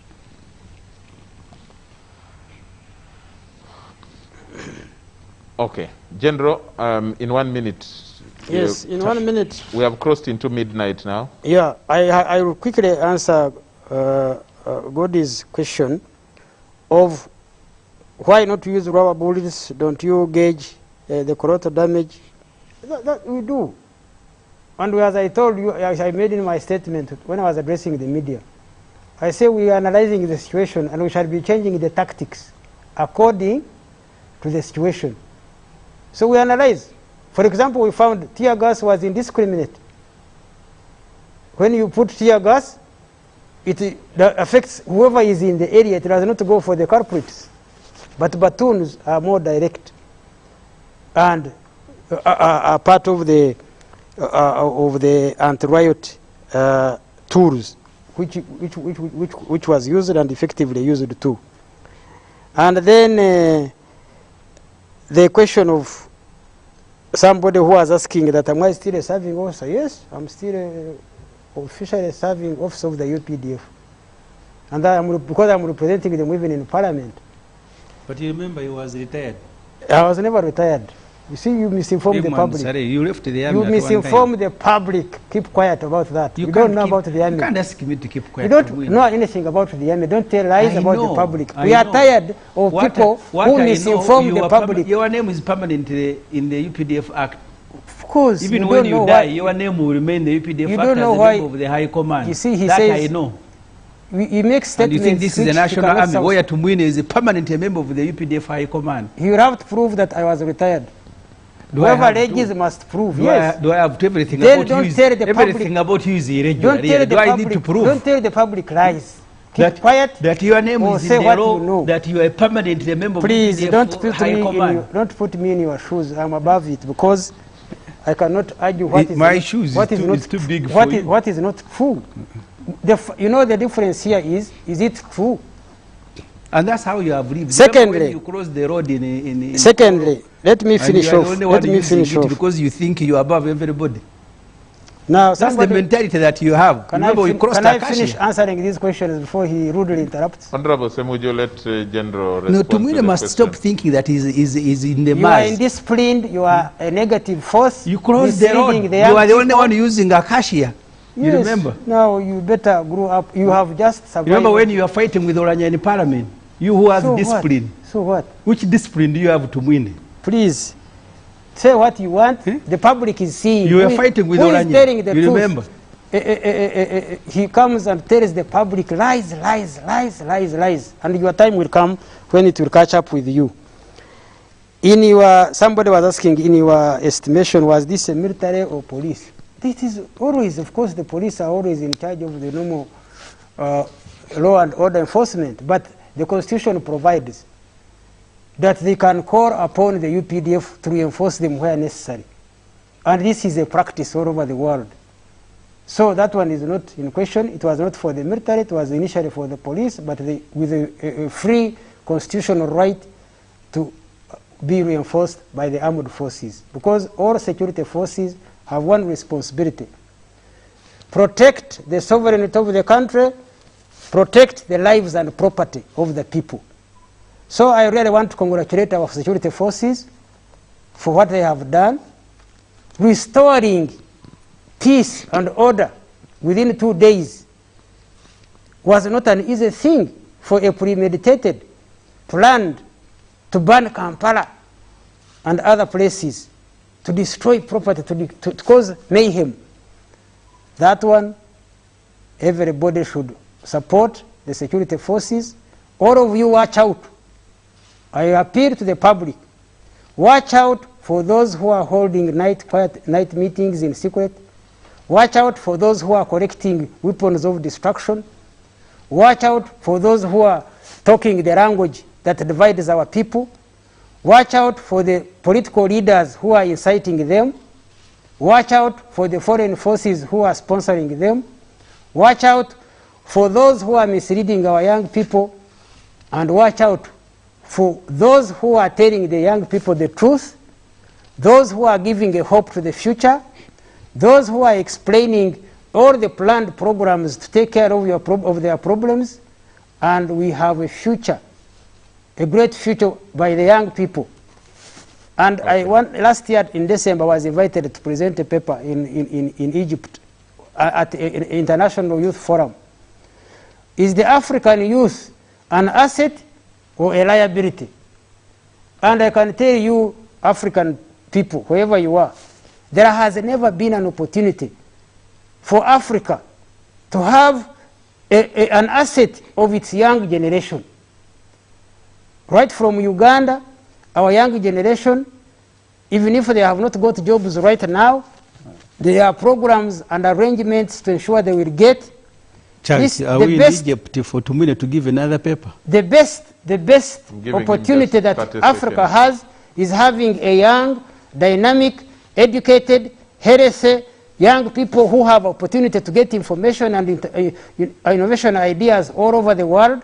This is the best time. Young people, don't be misled by diversionists Just Thank you. save your country and discuss and see who is telling you the truth. That last point is most important, that can we have discussions, can we have discourses, can we have debates like this, other than, you know, fighting on the streets, other than shooting at each other, and especially leading to loss of lives. Political questions or controversies or dilemmas must be guided by you know, peaceful discussions. And someone said the moment we stop to talk is the moment violence comes in and we start to fight. I think we need to do that. But like I've made it my point, especially to you, the young people, take care, because COVID still exists. It is here. Forget the political dilemmas that have led us into the current disagreements and confusion over COVID. Take care of your individual life. That's the point we have reached, and scientists all over are now saying we have reached a point of community transmission. COVID is around us. Yes, you can be a young person, but so many people have lost their lives even when they are less than 30. You never know the conditions under which COVID finds you.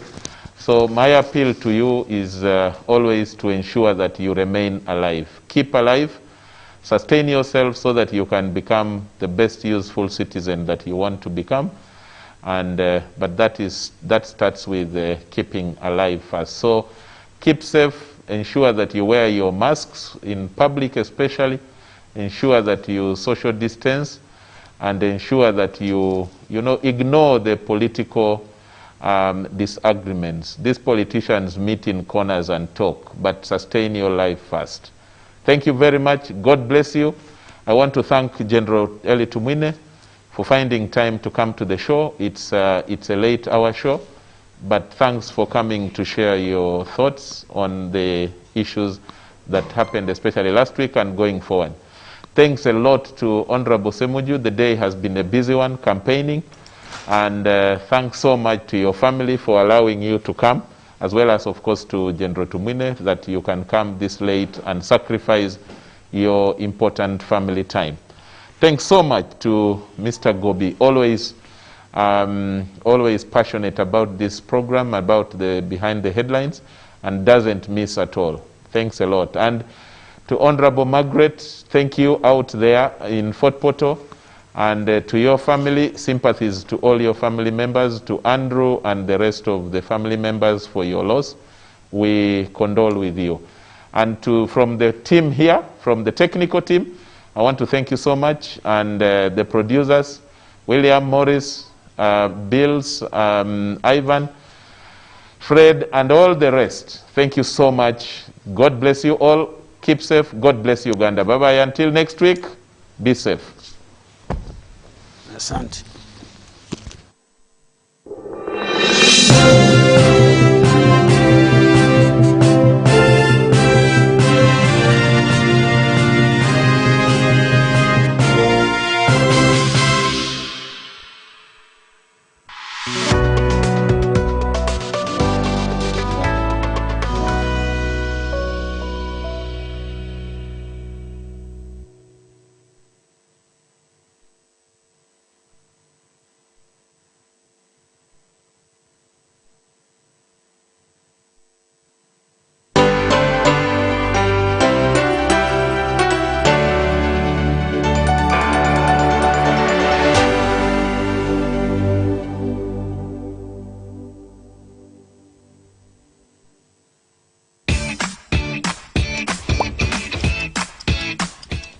Welcome to English in a Minute.